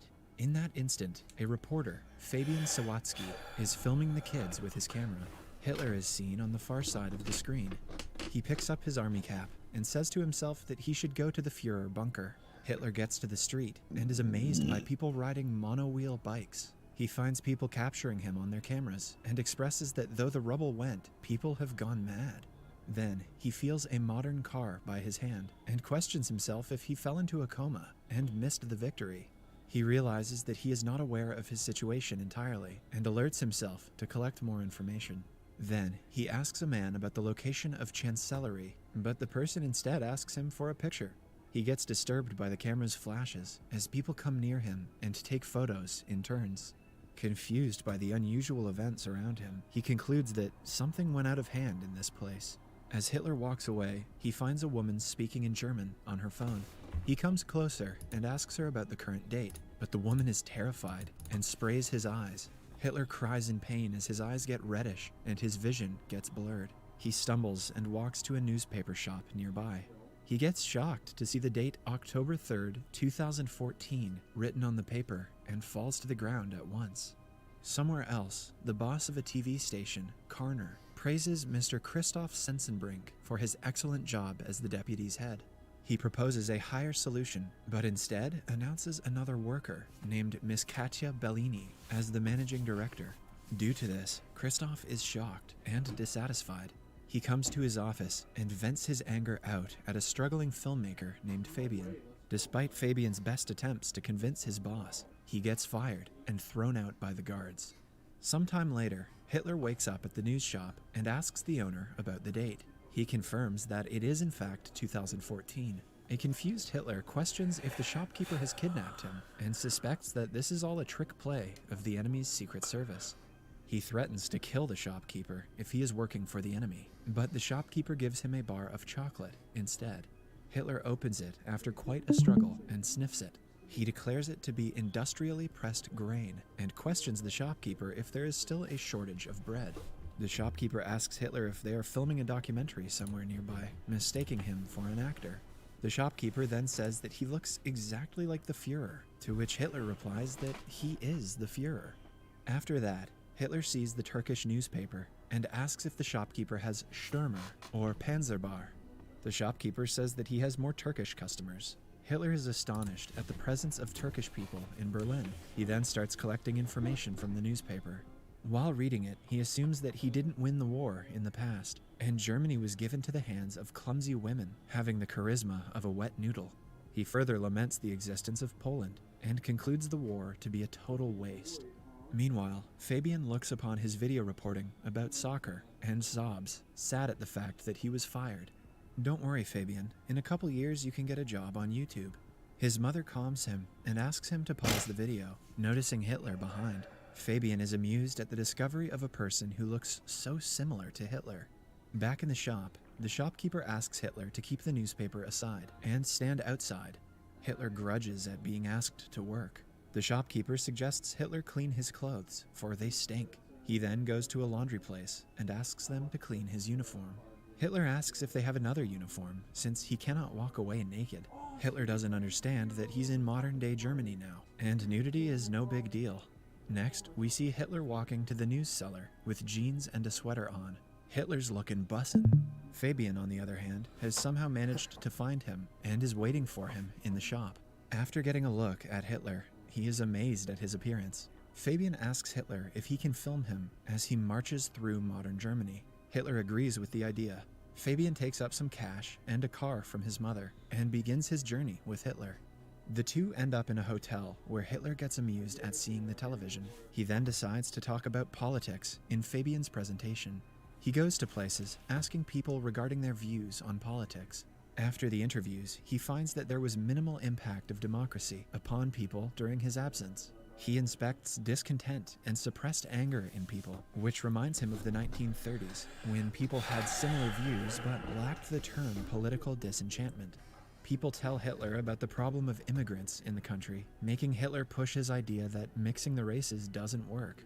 Later, Fabian asks Hitler the source of his unique mustache. Hitler replies that he cut his mustache to a shape that fits a gas mask. A while later, the two end up on a farm, where Hitler gets bit by a dog. He is enraged and shoots at the animal. Fabian scolds him and seizes the gun. As the tour goes on, Fabian eventually runs out of cash, but he thinks of a plan and convinces the passers-by to have their sketches drawn by Hitler. Hitler finally gets to exhibit his creative side and draws sarcastic pictures, which people find funny and pay for. They continue their trip after collecting enough money. Back in town, Fabian shows a clip of Hitler to Christoph. The video has a lot of views, as Fabian has uploaded it to the internet. Christoph is impressed by the large number of views on the video. He asks Fabian for Hitler's name and contact number. After meeting him, Christoph suspects Hitler to be a lunatic and asks Fabian to take him away from his office. Before leaving, Hitler enters the director's office and asks her to save Germany together with him. Interested by the idea, Bellini asks him about the plan. She quickly asks her assistant to prepare a proper TV format for broadcasting the Führer on listening to Hitler's idea. Fabian then threatens Christoph to give him his job back, or else he will take Hitler away. On hearing this, Christoph makes him a kitchen boy, promising to promote him when a new editorial post opens up. Kitchen boy is better than an internship, I guess. Sometime later, Hitler is given a table at the TV studio. Christoph calls Kromeyer to help Hitler with computer use. Hitler recalls the computers of his days and labels the invention to be one of the greatest. Kromeyer tries to sign up Hitler to email, but informs him that his name is already taken. Hitler grunts for others stealing his name, and tells her to use New Reich's chancellery, as he liked it. Christoph plans to put Hitler on a live comedy show called Whoa, Dude! He is still salty, because Bellini got a promotion instead of him, and intends to create trouble for her. He intends to bring racism to the debate through sarcastic jokes on Jews, and throw out Hitler. The show starts, and Witzigmann, the host, calls for Hitler on the stage. The audience gossips about Hitler's appearance, but when Hitler gazes at the audience, the hall goes completely silent. Hitler soon breaks the silence, but does not read out the lines as scripted. He explains that he is to tell a joke about immigrants, but he is not going to do so. He says that a TV is a great invention of the human, but the shows broadcasted are nonsense. Clearly, Hitler hadn't seen Game of Thrones yet. He sheds lights on problems like poverty and unemployment, and forecasts that the people of the country are heading towards the abyss without noticing it. Hitler vows to fight against the TV, not only up to the broadcast of the abyss, but also until he succeeds in overcoming them. Everyone likes the idea and claps for him. Seeing Hitler's popularity, the host, Witzigmann, gets envious. Bellini asks Christoph to broadcast Hitler in every show. Christoph is distressed because of the failure of his plan. In the following scene, we see Hitler give interviews on numerous TV shows and share that his motive is to make Germany great again. Wow, this movie was ahead of its time. His popularity grows immensely, and he meets several people and party leaders. He starts charming them all by sharing his ideas. One day, Hitler and Fabian visit NPD headquarters in Berlin. He calls for Ulf Birn, the federal chairman of NPD, and asks him what his cause has achieved so far. Hitler belittles him and says that they have wasted enough time, and the movement is taken aback by decades due to their words. Christoph gets excited and happy when the cops and district attorney, DA, appear at the TV studio. They explain that they are here for a complaint of charging violation of hate laws. Bellini asks what they are to do then. Quickly, Christoph pops that they might need to cancel the Führer show. The DA says that they can keep the broadcasting on. Bellini takes a sigh of relief, while Christoph fakes his smile. After the DA leaves, Kromeyer hands over a letter to Christoph stating the payment of the dog, which Hitler had shot earlier in his trip. Christoph receives the letter happily, believing it might be a way to cause trouble. Next, Hitler is put on a TV program where he is asked direct questions about his different roles in the war. Hitler responds that he wants to reach out to people, but the interviewer tells him that all his deeds cannot be justified. He shows him the clip of him shooting the dog. The video disturbs the audience. Hitler is angered and threatens him that he would do the same to him. He further says that he will turn their studio into a parking lot for tanks. Christoph gets happier, seeing people's negative responses. After the disastrous interview, Bellini is fired, and Christoph is appointed as the new manager. After that, Hitler goes to Fabian's house and starts living with him. He expresses amusement at the path taken by destiny and starts to write his second book. The book soon hits the market. 3 months later, at the TV studio, everyone sits in a meeting where the massive loss that the company has gone through is discussed. Christoph believes that Witzigmann's show will put them back on track, but one employee informs him that he has quit his job. Christoph gets tense and mad at the selected employees for losing the show. One of the staff suggests getting Hitler back, which interests Christoph. He looks for Hitler again and offers Fabian that he will invest $1 million in the film that Fabian and Hitler are shooting, if, in return, they let them broadcast the movie on their TV station. Hitler and Fabian come to Kromeyer's house, where Kromeyer's grandmother identifies Hitler. She claims that Hitler gassed all the people up and killed them. No, I'm not She gonna fall calls him asleep a at all. criminal and shouts at him to get out. In the car, Hitler shares that he is surprised at Kromeyer being a Jew. He starts to belittle Jews, calling them less of humans. Fabian gets disappointed at Hitler's actions and his words. Back in the set, Fabian gets Hitler to replay how he got to the place. He asks Hitler what happened before the ball came rolling to him in the woods, but Hitler cannot remember it.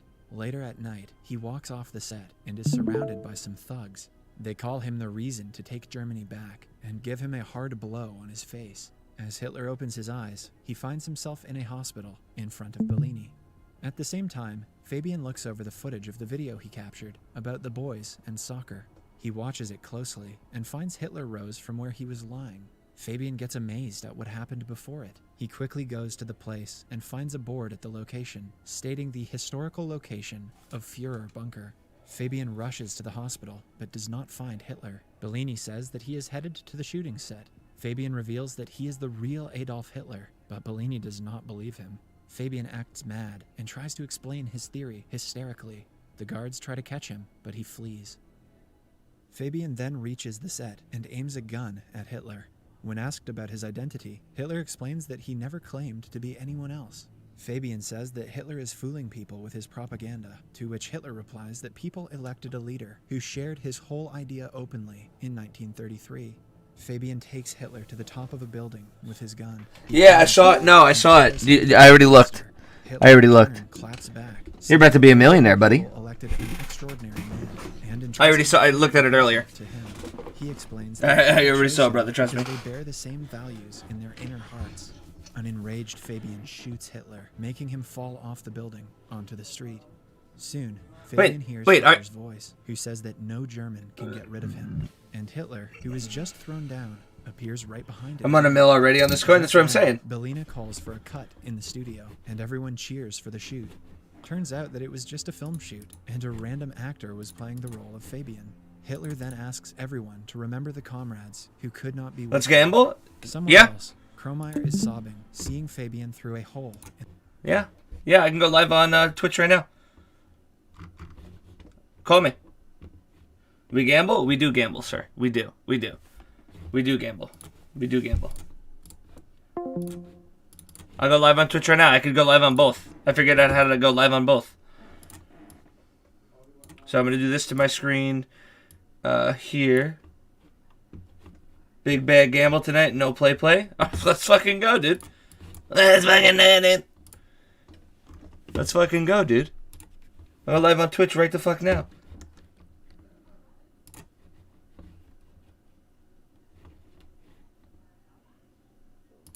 I'm live now. Boom. See that? Live. I'm already live on Twitch. I'm already live. Already live. Already live.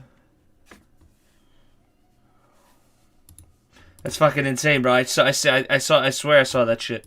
I looked up. I'm like, let me see how Shiro's doing. Let me see how my boy's doing real quick. And I was like, he's a millionaire. I seen that shit, bro. I seen that. Trust me, I seen that shit. I'm always wondering how my homies is doing, you know?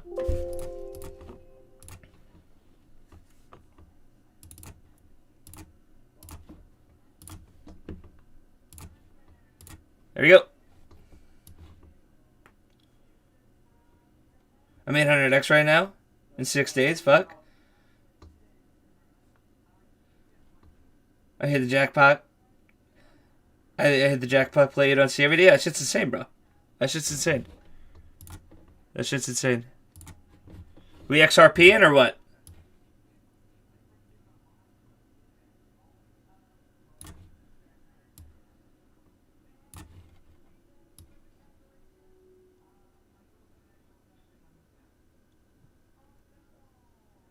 XRP 1 second though? Yeah, take your time.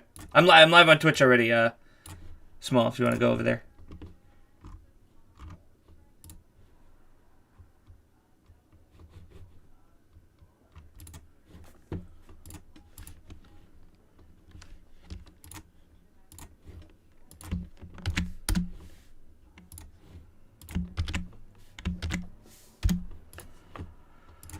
Okay, so I'm gonna go here.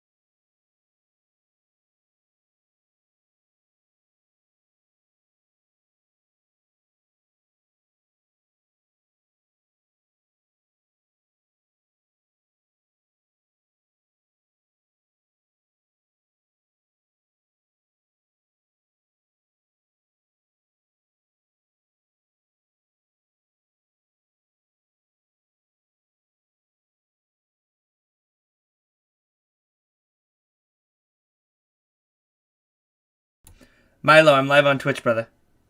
I'm live on Twitch. Come over.